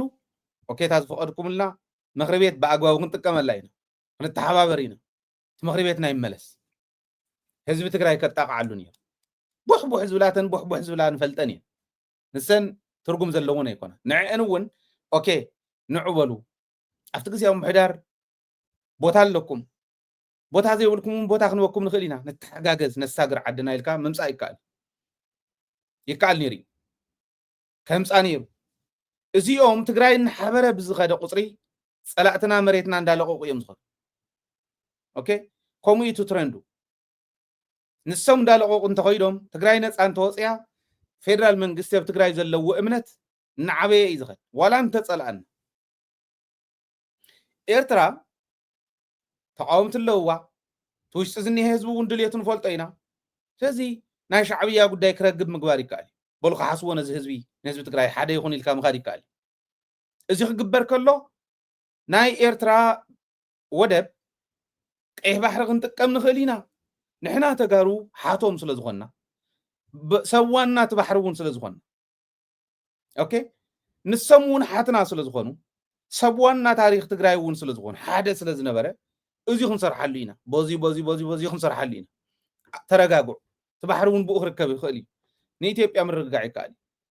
ስለዝከኣል ባሕሪ እውን ምርካብ ስለዝከኣል ማለት እዩ ኤርትራ እንታይ ዶ ክትገብሮ እያ ኣየን ገንዘብ ትረክበሉላ ኤርትራ ጅቡቲ እኮ እያ ትበልፃ 1.5 ቢልዮን ዶላር ብዓመት ካብ ኢትዮጵያ ትግሕጥ ዘላ ጅቡቲ ኦኬ እዚ ማለት 5 ዕፅፊ ናይ ትግራይ ዓመታዊ ባጀት ካብ ኢትዮጵያ ጥራሕ ትረክብ ጅቡቲ 5 ዕፅፊ ናይ ትግራይ ባጀት ትረክብ ጅቡቲ ዓመታዊ ባጀት እዩ ዘሎ ኢትዮጵያ ትድጉመና በፌደራል ካብ ፌደራል ንረኽቦ 12 ቢልዮን ቅርሺ ይመስሎ ጠቅላላ ዓመታዊ ባጀት ናይ ትግራይ 30 እንተኮይነ 30 ቢልዮን 1.5 ቢልዮን ዶላር ማለት ልዕሊ 150 ቢልዮን ዶላር እዩ ስኢለ ብ100 ዋላ እንተባዚሕዮ ልዕሊ 150 ቢልዮን ቅርሺ ማለት እዩ እዚ ኣነ ንሰለስተ እንተካፊልኩም 5 ዕፅፊ እያ ትኸውን ነተን 30 እንተካፊልኩም ነተን ናይ ትግራይ ባጀት እንተካፊልኩም 5 ዕፅፊ ካብ ኢትዮጵያ ጥራሕ ትረክብ ዘይሰርሐት ደቂሳ ትበልዕ ካብኡ ኸ 10 ኢድ ናይ ህዝቢ ትግራይ በዝሒ ዝኸውን በዝሒ ህዝቢ ጅቡቲ እዚዩ ኤርትራ ክትጥቀመሉ ትኽእል ነይራ ተወደብ ስፍሕ ብዝበለ መልክዑ ንሕና ንጥቀመሉ ኤርትራ ካብ ውርድ ብዝበለ ዋላ 1 ቢልዮን ቅርሺ ሂብና ክትበና ትኽእል እያ ምትሕስሳብ ስለ ዝኾነ ቀስ እናበለ ናብ ኮንፌደሬሽን ክመፅእ ነይሩ ልቢ እንተዝህልዎም ኣብ ልዕሊ ትግራይ ዘለዎም ፅልኢት ኣብ ልዕሊ ተጋሩ ኤርትራውያን እውን ሓዊሽ ዘለዎም ፅልኢት ግን እንታይ ኢሎም ተጋሩ ምስ ታሪኾም ትሕቲ መሬት ይቀበሩ ንሶም ጥራሕቲ ኣይኮን ንዕኦም ዝመስሉ እውን ኢሎም ንኤርትራ እውን ከም ዝቐብሩ ዳንኤል ክብረት ነጊርኒ እዚ ኮይኑ ኣፍ ጋሕጋሕ ከም በዓል ኤርምያስ ዝበለ እንታይ ይብል ከም ዘሎ ከዓ ትሪእዎ ደቂ ደርጊ እንተይተረፈ ጀነራል ምግበይ ክብልዑ ኢሎም ክልል ላይ ዘመቻ ለአንድነት የሚል ዘመቻ ተጀምሯል። ይህንን ዘመቻ ያዘዘው ትግራይ ውስጥ ያለ በጣም ተጽዕኖ ፈጣሪ ነው ተብሎ የሚታሰብ ጀነራል ምግበይ የሚባል ሰው ነው።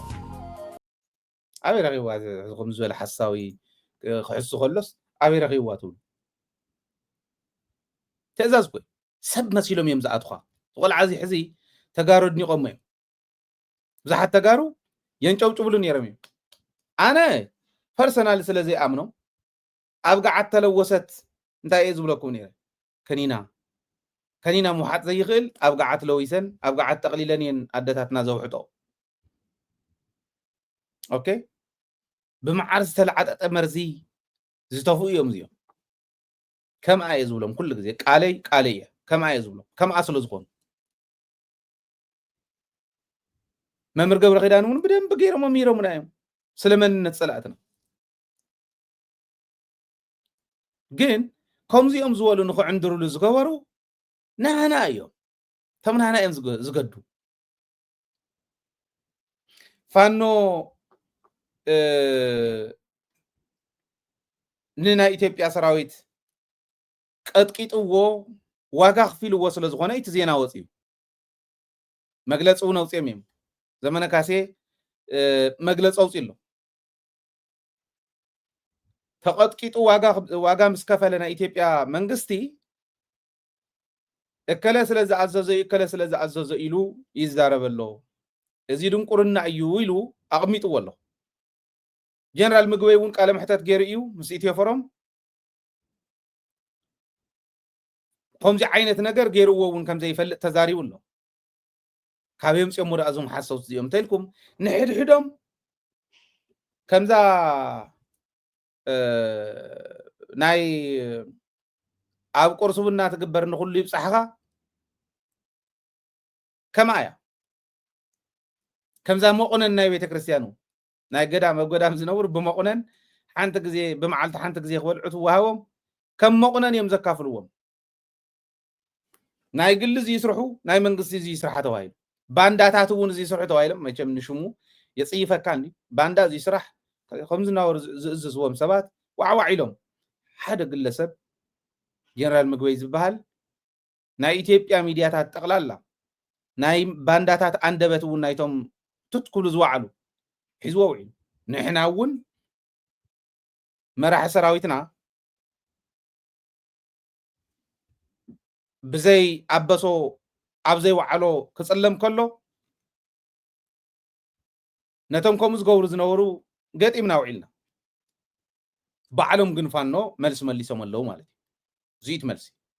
ቸውም አይነት ለአንድ ዓላማ የተሰባሰቡ ሰዎች የፈጠሯቸው ድርጅቶች የሳሙና ፋብሪካም ይሁን የኛ አይነት ህዝባዊና አብዮታዊ ትግሎች የራሳቸው ባዮሎጂ አላቸው ከአንድ የእድገት ምዕራፍ ወደ ሌላኛው የሚሸጋገሩበት ተፈጥሯዊ ዑደት አላቸው ልክ አባጨጓሬ ከእንቁላል ተነስቶ ወደ የሚያምር ቢራቢሮነት የሚቀየርበት አይነት የህይወት ዑደት ይህን በቅጡ የሚረዱ የአማራ ፋኖ አመራሮች በዚህ ቅጽበት የቆሙንበት አንድ ባንድ ሜትር የሆነ መሬትና ሁኔታ እንኳን በዚህ የለውጥ ሂደት ውስጥ ያለ ለውጥንም የፈለገ መሆኑን በመገንዘብ ላለፉት 3 ወራት ባንድ እጃቸው አደረጃጀቶችን በመፈተሽና በመልሶ ማደራጀት በጥልቅ ግምገማና ርማት አካባቢው አንድነቶችን በማበጀት በአመራርና ኮማንዶ ስልጠናዎች ወዘተ ራሳቸውን ሰቅዘው ይዘው በሌላ እጃቸው ጠላት ላይ በመተኮስና የብልጽግናን ወታደራዊ ኢኮኖሚያዊና ዲፕሎማሲያዊ ካምፕ በማፍረስ አብዮቱን ሊጠልፉ ያሰፈሰፉ የሩቅና የቅርብ ኃይሎችን በየግንባሩ በመመለስ ላይ እየተጓዙ በባጁበት ወኔውና ጉልበቱ ተመጦ የሥርዓቱ ጓዳ ጎድጓዳ ተገልጦ የዳንኤል ክብረት የክህደት አፍ ብቻ የቀረው የአብይ አህመድ ዘረፈጅ ቡድን ፋኖ ተዳክሟል ፋኖ አርጅቷል ፋኖ አንድ ጥይት መተኮስ አቅቶታል ፋኖ ቁሞ መተኮስም በአንድ መቆምም ተስኖታል ወዘተ ሲለን ሰነበተ ይህንን የብልጽግና ቡድን ስንፍናና ድንቁርና በቅጦ የተረዳው የአማራ ፋኖ ብልጽግና በራሱ ምላስ ራሱን አታሎና ሸንግሎ አባብሎ በተኛበት አሳቻ ሰዓት ሳያጉረመርም ደጋው ላይ ዘንቦ ሊገድቡት የማይችል ደራሽ ጎርፍ ሆኖ ቆላውንና ከተሞችን ሳይቀር አጥለቀለቀው የብልጽግናን ጉድፍ እዚህም እዛም እያግተለተለ ጠረገው ምድሩም ሰማዩን በደስታ ሳቀ በፋኖ ብቃት ዓለም ተደነቀ በዚህ የተደናገረውና የደነገጠው የብልጽግና የሞት ስብስብ እነገሌ መርተዋቸው ጀነራል ገሌ ያቀናጅቷቸው የሚል ለሰሚ የሚያስንቅና የሚያስቅ መግለጫ የአብይ አህመድን የዘር ማጥፋት ፕሮጀክት ሜዳ ላይ በሚመራው ተቋም በኩል አውጥቷል የኛ ትግል ከሌላ የተዋሰው ርዕዮት ከሰው የተዋሰው ጠመንጃና ጥይት የተበደረው መሪ የገዛው አስተማሪ አልነበረውም የለውም አይኖረውም። ሁሉም በአማራ ልጆች አዲስ አስተሳሰብ ለአማራ የሆነና እየሆነ ያለ ትግል ነው። ድል ለማድረግ የሚያስፈልገው ሁሉን አቀፍ ብቃትና ችሎታ እኛ የአማራ ታጋዮች እጅ ላይ መዳፍ ላይ ይገኛል። የአማራ ክንድ አንቆ ይዟቸዋል፣ አንቀርቅቦ ካፈር ይደባልቃቸዋል። ከዚህ አኳያ ዘመቻ አንድነት ብዙ ጥልቅ ግቦችን ያዘለ ዘመቻ ነው። አንደኛውን ግብ 100% መጥቷል። የአማራን ትግል በአንድ መዋቅር በመጠርነፍ ምዕራፍ 1 ይጠናቀቃል። የትግሉን አንድነት አረጋግጦ ወደ ምዕራፍ 2 ግዙፍ ስትራቴጂክ ግብ ይንቀሳቀሳል። የአማራ ህዝብ የድል ካባ ይጎናጸፋል። ይሄው ነው። በዚህ አጋጣሚ የ21ኛው ክፍለ ዘመን ካሊጉላ አብይ ሆይ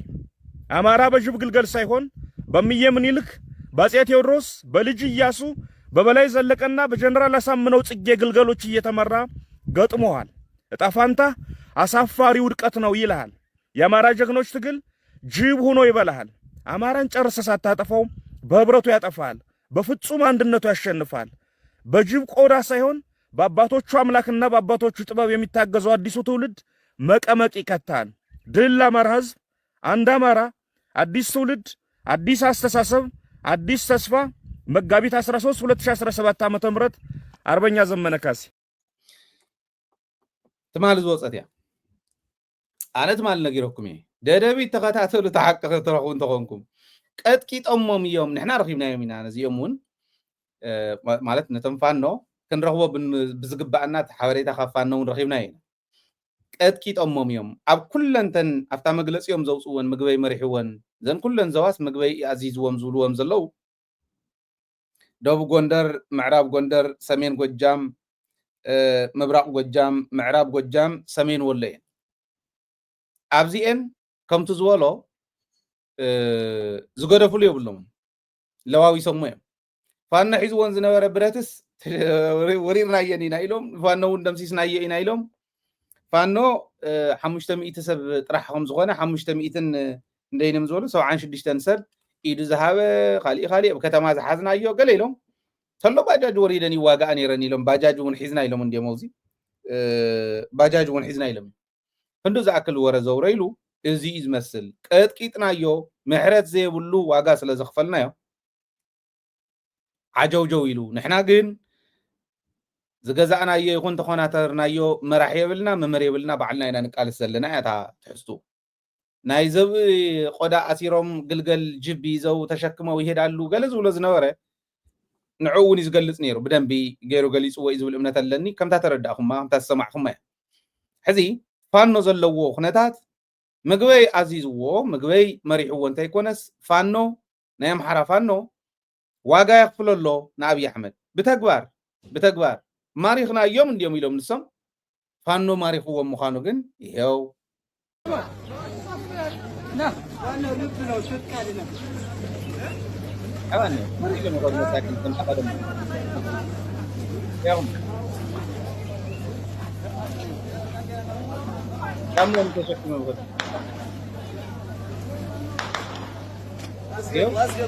እዩም ያለው ይሄን ይሄ ዋናው ማለት ነው። ከምዚ ኣገይሮም ማሪኾሞም ተማሪኾም ከውቁዕ ዋጋ ክኸፍል ከለኹም እንዲ ዝብል ከምቱ ትማሊ ምስ ተጋድላይ ሓጎስ እውን ዝገበርናዮ ኣብ ቅድሚ ሕዚ እውን ሕሊፍናልኩም ነርና ኢና ባይዘወይ ኣብ ከባቢ ዳባት ለማሉሙ ሓሊፎም ክኸዱ ከለውስ ክልተ ቁስለኛ ጥራሕ የጋጢምዎም ርፍርፍ ከብልዎ ከለው ንፀላኢ ንናይ ፀላኢ ሰራዊት ድሓር በዚህ በኩል መጥቶ የነበረውን የትግራይ የጠላት ሰራዊት ደመሰስ ነው ሙሉ በሙሉ ጠፋ ኢሎም ንሶም እዮም ሙሉ በሙሉ ጠፍዮም ክልተ ቁስለኛ ጥራሕ ነይርዎም ሰራዊት ትግራይ ሽዑ ታኸም ኣኽብሉ ከለው ልክዕ ከም ኣናይ ፋኖ እውን ከምዚ ተር ኢሎም ክኸዱ ከምታ ዝረኣኹማ ሕዚ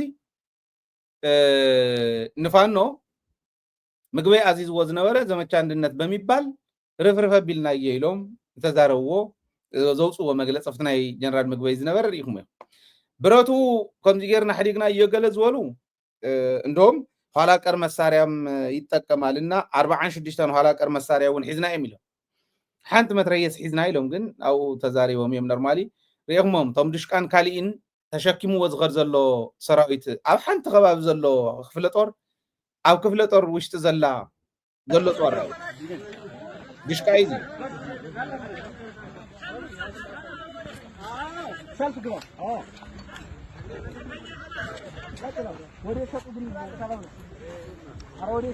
ተማሪኹም እዮም እዚኦም ዳ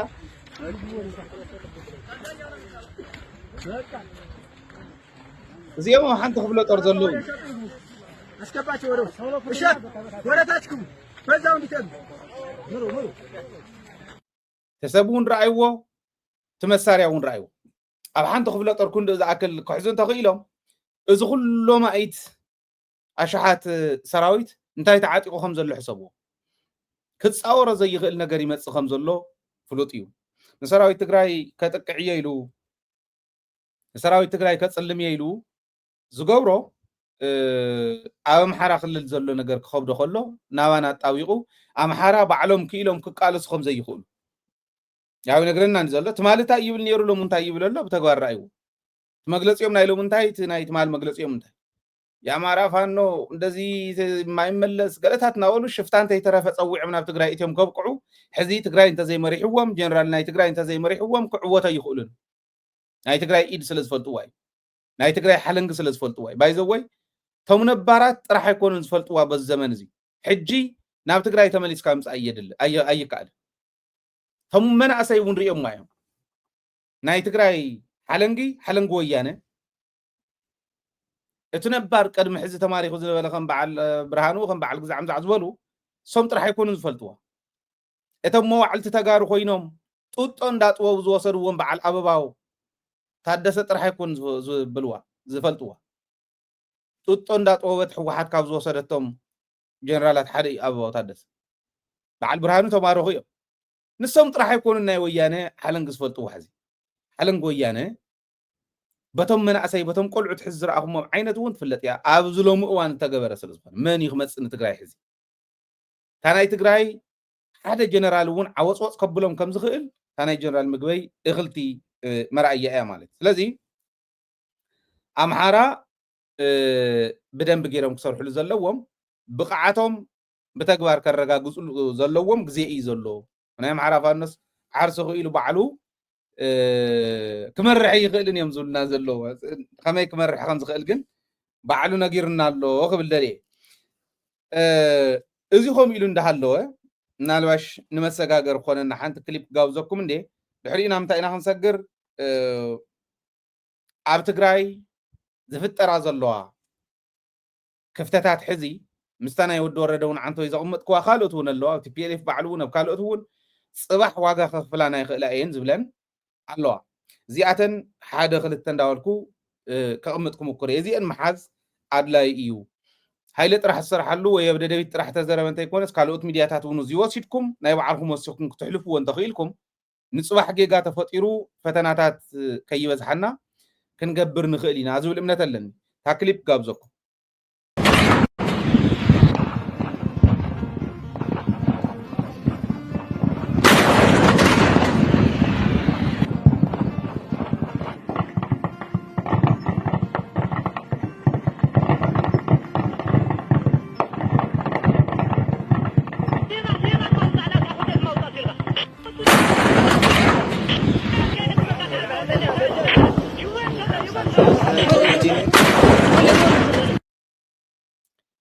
እዚ ስቂሉ ተራኸ ይመስለኩም ንምንታይ ጋቢዘኩም ቆረፃ ማለት እንታይ ማለት እዩ ኣነ ወታደር ኣይኮንኩን ኖርማሊ ግን እዛ ክሊፕ እዚኣ ሰደደለይ ተጋደላ እና ናይ ቆረፃ ሚስጥር ነጊሩኒ ሕዞም ዝጎዩ ዘለዉ ትርእይዎም ዘለኹም ኣኳሊሞም ንምሓዝ እዩ ብቆረፃ ኣትዮም ብጥስ ተሰቢሎም ፀላእ ንምድምሳስ እዩ I don't know በቃ ማለት ክነግረን ንኸሎ ንሱ ከመይ ዝበለ ተኣምር እዩ ኣብኡ ክትከልከለካ ዲኻ ትፈልጦ ኣብኡ ክትኣቱ ከለካ ዲኻ ትኽእሎ በቃ ተወነ ትግራዋይ እቱ ማለት ገጅፍ ምዃን ብሳይዝ ማለት ብኣካል ገጅፍ ምዃን የድል ትርእይዎም ኣለኹም እዚኦም በቃ እዞም ገና ማለት ብኣካሎም እንዴት ዘይበሃሉ ግን ፍጥነቶም ራእይዎ ኣኳሊሞም ፀላእ ንምሓዝ እዩ ዝግበር ዘሎ إزي كم زي جيروم يوم ناتنتنا انتنا أسا نحنا عبد دواباي علم مس هاجر منقص مسزلوا دبلوماسي مسزلوا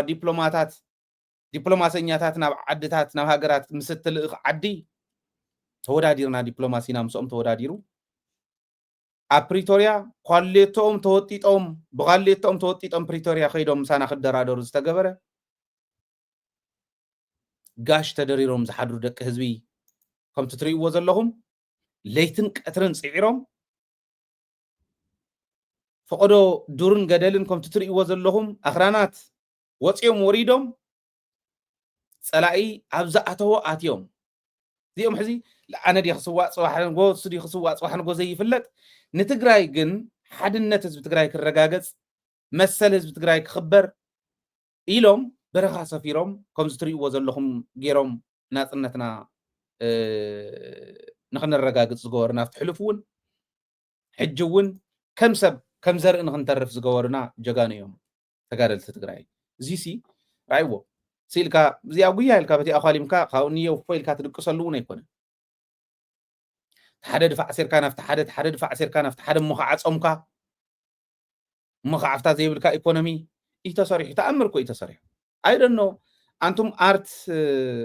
إيوتو هو ناتولو نايت جراي سنة وبنياتات تايت جور لهم يفلتني سرح دخوني هلو ويسودو لنا خن رينا إحنا ون كنا ريو علمون فلت دم بغير كاخ سرح زقبو إيمالتي نايت جراي سأجا زي سرحنا له علم بعلا بسعرات فلت أمبر بعلنا بسعرنا زفلتنا يا سلازي اللي زي صرح له لنا خل دليل إتكلم حزي حزز السرعة زلوا نصبح جن واقع خفلانا يخلعين زبلن حدا كلت ندور قوم تلكمي تقصر حدا أفتونا بريتوريا زوريا نرأي هو عالتي تفرارمتي تي بي ال إفن فيدرال منقسطني أبزح زوان لكتن جيتا جونز أركان زموصلن نايس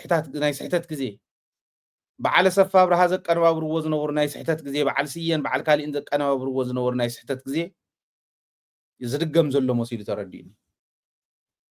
توعالتي تبيلي فن فيدرال منقسم كوينو من ده لو ودور رده ناي تبيلي في ملقتنيا كوين زخدو له مخنيات انتهي أنا ودور رده ملاقو جيجايو ويبقعتي أقول لنا يكون كنزو زلو سرعات جنا يكونت TPLFን ፌደራል መንግስትን ተዘራሪቦም በቃ ወድ ወረደ ሸምና ካለና ኦኬ አብይ አህመድ ውን ከዛርብ እንተኮይኑ ወድ ወረደ ለማዓንተን ዓጽባህና አንዳበለ ኮን ይውሉን አነ ይዛረበል خሎም ወድ ወረደ ፕሬዝዳንት ሆነ ካሊ ፕሬዝዳንት ሆነ ጸገም ይብለይ አካውኑ ግን ንኢንተርቬንሽን ንናይ ጽባህ ንጎቢ ኢንተርቬንሽን ይአቴ ንምባል ንአብይ አህመድ ቦታ ዝኸፍት كم تاجيتاتشو زولا أنا بتشوم كل إزورد زبل بوتا نود ورد بوتا نمخفات تانا يجيتاتشو زنبرت حمق أبتقرأي نخد قصل ده يقبرن أنا مالت بتعم بيسمست خوينة نقرات تسوي بريء يكون لبي لكم تعذبوه حزبوني آتونا أمزلو تاقات أمي سال حبور قالسنا بانداتات وصيهم كاب تግራይ كود ጌርና እዚ ዓወት እዩ ነገር ግን ካልኦት ባንዳታት ዝፈሪሉ ጸላእቲ ፈርታይል ግራውንድ ክፍጠረሎም ልሙዕ ሓመድ ክፍጠረሎም ድኹዕ ጸላእቲ ኮይና ክነግልግል ደይኮነን ዝገብር ትኾም ዝበል ራእይዎ ኩልና ንራእዮ ኣነ ተዋዓልቲ ክልቲኦም ኣብ ጠረጴዛ ዙርያ ከፊሎም ወዲ ወረደ ይሕሸና ኣይ أنا كأكل إزبل تواهيل تدراديرهم ودورة جرنا كلنا بريزيدنت تواهيل خير وداي تجراي إتاتوا على تودب مبر بحدا قلسب تو قلسب نسو نعوس كودب كوكم يلو نو ناي ودب في صراحة فصم تأكيو حسابكم هاو أكاوي يكونن بحلا في النت سلطان زوهاو تزراريهم بزته سلطان زوهاو قلسبي تخد اللحظون بهاليان حدثي كلاي علمنا يجزيو محدار نحر عمتي خلنا واحد لنا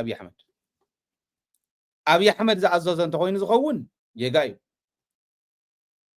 حوحاتن أبي أحمد كفيلهم كذاتين أين قال لي خدنا قرنا غيرون دي جن عدما ناجزيو محدار كندزي يخون زبل سكعمس مرس أي يخون زبل أي تزاتيون عدما بعلي وسينوا مقعة من إذا صدقة فيدريشن فيدريشن نحنا لنا فيدرال نحنا لنا نا فيدريشن تخيدو بعنكس حق منقستي يخيد بعنكس ناي أواجات يخيد بفلاي عنكس اتنا أواج كسري 359 ناي 95 أواج يعني 1995 ازي ختكبر مالت زي قعنا انترفنشن بحق منقس درجة نا انترفنشن تاي كم زول تفلطوه سلازي ني انترفنشن بوتا خفيتهم لله هو حاتون مالت بعل وصينو زهاون بقى خمدي عيلو لكو يقولوها كمزي أكو يلو بقى حزي نكلكو نحنا وندليتنا سلازي نبر نسون كو تقبلوا حقص بقى يحقص عدك قبل كاري فايند بزغونه من قدي تجمجمو يغوسن زلو معره سلطان كم زلوا افتنا غزياو محدارنا يممدابنا يملعلن فليطا عقمات دلاديلا زغودلا مليا اتدرادر ودب كتكون يزغبا ازيون افت عدمناي غزياو محدار منو حن زي منو حن حدا عامت يكون كلت عامت يكون يكون انت غداي بحق درجه بسرعه درجه بتا تفرارمنا الله وعل درجه تمزينا اخطاتو زلوا ازيا عريم سلازرحقو نسو زغورلهم كم هي بسمايات زنطولم من عند قصور زخود انتحليم ودبون تغاغلاو زي جيغاي كالي نسلطان كبحال زغبر زلو ناي زربع زرباتاتون انا يدنقن نخالي خفت نعبنت انا يود ورد افتا قلم حتت انا مالت عري زصو زلو خي مسلو بتخكل نخطريو وصل زدلي تعانتو يزرا انا يخم زلو خينو ود ورد انتاي يلو مالت سراويت اندحر زي مرح تاي معد ممرح كوما عينتون اللو سراويت اندحر زي مرح خينو نتعدي مرحي مرح استرغم خمزه يقولوا غيري اقميطوا تا قلم حتت نعيب ويا ترديات انت قلم حتت اندحركم خينو سراويت تግራይ ናይ ትግራይ እንዳልና ጸኒሕና ሕዛ ወድ ወረደ ክትበጽሕ ከላ ኣብ ትሕቲ ወድ ወረደ ዝኾነሉ ምክንያት የለ ብርግጽ ከም ዘይገብርዎ ተስፋ አለን ሰራዊቱን ቀሊል ኣይኮነ ኣዛዝ ስለ ዝነበረስ ኣዛዝ ኮይኑ ቅጽል ይውልን ኣዛዝ خالي ዝምረጽ እዚዩ ክግበር ብተግባር ክረጋገጽ ከግምገም ክኽእል ኣለዎ ክትሪእዎ ኣለኩም እዩ ሰለስተ ደይለ ራብዓይ ናይ ሰራዊት ትግራይ ዲዲአር ትበሃል ኣነ ማለት በኸለተ መንገድ እንደ ዝሪያ በተሓደ ሓጢኣትያ በተሓደ ከዓ ጸጋያ ተሰሪሕና ኣላ ጸጋያ ሰኢልና በንሶም ብዝሃውና እንድሕር ንጎየላ ኮይና ግን ሓደጋ ሰራዊትና ያጥቅንስ ከምቲ ጌታቸው ዝበለ ሰራዊት የድልየና ምልሻን ፖሊስን ጥራሕ ክህልወና እዩ ፌደራል መከላከያ ዝበሃል ግን ክህልወካ ይኽእል ኣብ ትሕቲ ኢትዮጵያ ኢኻ ሕልሚ ክትሓልም ተዘይኮንካ ትግራይ እናበልካ እምበር ዝበሎ ከምኡ እንተኮንኩም ተሓስቡ በቱ መንገዶም ክትከድዩ ተዘይኮይኑ ግን ኣነ ዲዲአር ዝሓስቦ ዓለም ዩናይትድ ኔሽን እውን ሓላፍነት ኣለዋ ሃገራት ዓለም ሓላፍነት ኣለዎን ብዓብዩ ከዓ ኢትዮጵያ ሓላፍነት ኣለዋ ሚሊየንስ ኦፍ ብር ክወሃብ ኣለዎ ሰራዊት እዚ ትዝምለስ ሕና እኮ መኸተ ክንመክት ህልውናና ክነቕፅል ኢና ንቃልስ ዘለና ንቃልስ ዝነበርና ዲዲአር ክበሃል ከሎ ብ90,000 ሓንቲ ጥቡቆን ሓንቲ ስረን ትገዝእ ገንዘብ ሂብካ ዲዲአር ኣይኮነ ስለዚ ብትክክለኛ መንገዲ እንተተተርጉሙ ዲዲአር ተናኣሰ ገዛ ከግዝእ ዝኽእል ከተሓሕዝ ዝኽእል ናብ ሕብረተሰብ ኢንተግሬት ንግበሮ ክበሃል ከሎ ወሲድካ ኣብ ቃልሲ ዝነበረ ናብ ሕብረተሰብ ወሲድካ ምጓሓፍ ኣይኮነ ክንደይ የድልዮ ኣበይ ከይዲ ይሓድር ክንደይ ብክንደይ ዝኾነት መሬት እያ ተድልዮ ንዓዓ ክንደይ ተስርሓ ኣብ ኣሓዲሩ መተሓሓዝ ዝኾን እንታይ የድልዮ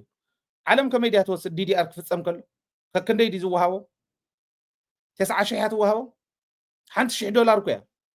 ዩናይትድ ኔሽን ምንም ንዓለማት ንሃገራት ዓለም እንተይሓተተ بدونيشن ناي حدا سب نسراوي تግራይ كبتنو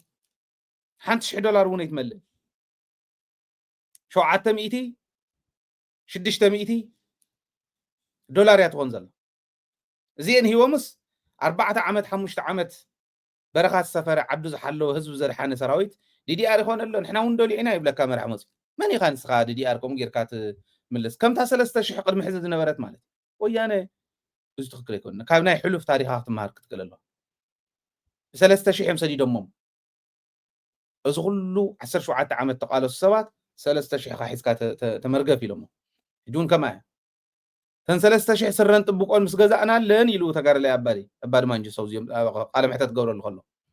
መቀለም ስበጽሐናስ ተወዲን ካኡ አታው ሰዱና ነና ብዝ መጻናዮ መኪና ኻሊ ሓግዙና ክንብል ናብ ገብረ አስራት አቲና ኢሉ ነቶም ፍርቆም አካሎም ተጎድኡ ነቶም ዘመናት ተቃለሱ ብናይ ዘንብዕ ተኪ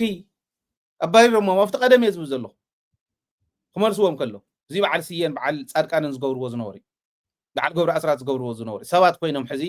ክመጹ ኦኬ ገብረ አስራት ይመባረር ኸሙ ስየ አዛዝ መከላከያ ሰራዊት ትግራይ ዝነበረ አይም ሰራዊት ኢትዮጵያ አዛዝ መታይዝ ባል መከላከያ ሚኒስትር ዝነበረ ኢታማጆር ሽም ዝነበረ ጻድቃኒ ከምዚ አገረ መባረርሞ ሕጁን ከማይታ 9,000 ትብል ጌታቸው ነዲዲአር ጽበስ ታውንኩም ዲዲአር ቢልኩም ሞይሉ ንዓና በخሳድና ዝሓንቀና ተጋራ ላይ በዚሕ ከም ዝብል ሓሳውሪ አይፈልጥና 9,000 ክረክብ ዲኹም ዙ ይገርሚ እዚ ተጠንቀቁ ስለዚ ዲዲአር بخلت መንገድ ክንጥቀመሉ ንኽእልና ሓደ ሚሊዮናት ክዋሃቡ ለዎም ገዛ ዝረክብ 4 ዓመት ጽዒሩ 5 ዓመት ጽዒሩ ገዝኡ ክሰርሕ ዝነበረ ገዝኡ ረኺቡ ዝሰርሓሉ ገንዘብ ዝረኽበሉ መንገድ ክንገብሮ ንኽእል ኢና ተደራዲርና ካልኣይ ዲዲአር ክምለሱ ከለው ተን ወረዳታት ተን ጣብያታት ወን ተዳልየን ክሰርሕ ኣለወን ነተመለስ ተጋደልቲ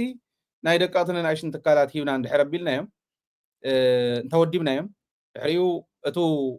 ዝተወደበ ተጋራ ላይ ልምድ ዘለዎ ናይ ኩናት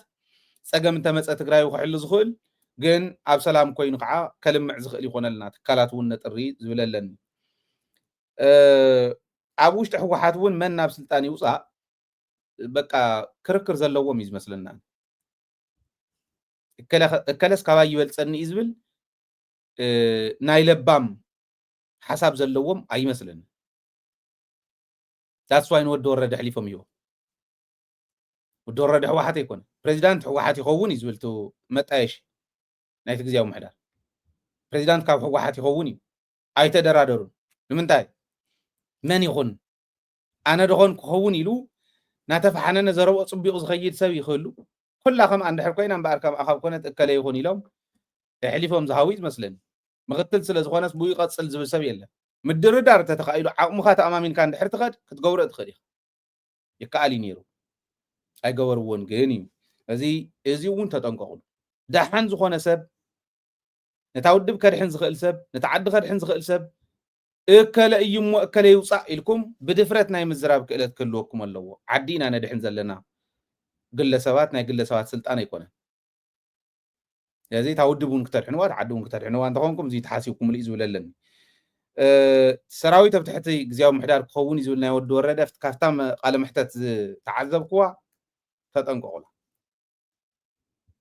በፍጹም ኮነ ይኹን ሰራዊት ትግራይ ዓርሱ ዝኸኣለ መሰረቱ ትግራይ ወሕሱ ህዝቢ ትግራይ ወሕሱን እውን ህዝቢ ትግራይ ዝኾነ ሰራዊት እዩ ስለዚ እዚ ኣተጠንቀቁላ ኣነ ታቃል ንሳ ኣይፈተኽዋ ካሊ ናይ መወዳእታ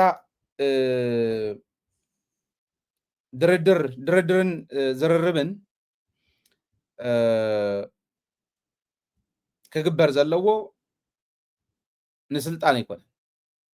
ህዝብን ምድሓን ዓድን ምድሓን ይኾን ዘለዎ ስለዚ ሃገርና ክነድሕን ትግራይና ክነድሕን እንተኮይና እቲ ድርድር ዝግበር ትዝርርብ ዝግበር እዚ ወዲ ወረደ ይኽዶ ካሊእ ይኽዶ ኣነ ይግድሰንን ግን ብመስርሕ እንተኮይኑ ከምታ ዝፈረምኩም ሕወሓት ያ ክትከድ ዝግባእ ነይሩ ክመላለሱ ዝግባኦም ዝነበረ ሕወሓት እዮም እዚ ብዓርቢ ዝኸደ ወዲ ወረደ ይኸይዱ ብዓርቢ ወዲ ወረደ ተፀዊዑ ይኸይዱ ስልጣን ይሾሞ ዘለስ ንሱ እዩ እታ ደብዳቤ ናይ ጌታቸው ክንሪኣ ኢና ሕዚ እውን ከውፃእ እዩ ከምኣ ዓይነት ደብዳቤ ክህቦ እዩ ንወዲ ወረደው ስለዝሃቦ እንተይኮነ ግን ልቅ ስለዝኾነ ከም ድላይ ንክሰርሕ እቲ ድርድር እንድሕር ፀገም ኮይኑ ዶሚኔት ገይረ ከይድ እየ ዝብል እንድሕር ኮይኑ ኣብይ ኣሕመድ መደራደርቲ መፂኦም እቲ ጉዳይ ክርእይዎ ምግባር ይከኣል እዩ እስካዕ ክንዱ ክትከዱ ክትክእሉ ኣለኩም ደቂስኩም ምስ ፀናሕኩም ፀኒሕኩም ክትብህርሩ ከለኹም ህዝቢ እንዳደናገፅኩም ኣይተሓምሱ ለዚ እዚ ምስትውዓል ዘለዎ መንገዲ ክንከድ ክንክእል ኣለና ዝብል ስለ ዘለኒ እዩ እዚ ልኽዛዝሜ ናይሎም መደብና ኣብ ቀፀልቲ ናይ መደብ ካባኹም ናባኹም መደባትና እስካዕ ንራኸብ ብወገነይ ዝነበረ ዝመስል ነይሩ ምሳና ፀኒሕኩም ምድለዋትና ስለተኸታተልኩም መድለዋትና እውን ናብ ካልኦት ንክበፅሕ እጃምኩም ስለተወፈዩ ከምኡ እውን ደደቢት ሚድያ ስለትሕግዙ ኣብ ውሽጢ ዓዲ ኮይንኩም ትሕግዙና ዘለኹም ዓብይ ኣስተዋፅኦ ኣለዎ ንእሽተን ካብ ብዙሕ ሰብ ክመፃ ከለዋ ድጋፍ እዩ ዝኾነና እሞ እዚ እውን ትገብሩ ዘለኹም ብልቢ ኢና ነመስግን ደጊመ ሰላም ምሳኹም ሰላምን ዓወትን ከዓ ምስ ጅግና ህዝብና ክኾን ትምኒተ እዩ ትግራይ ትዕወት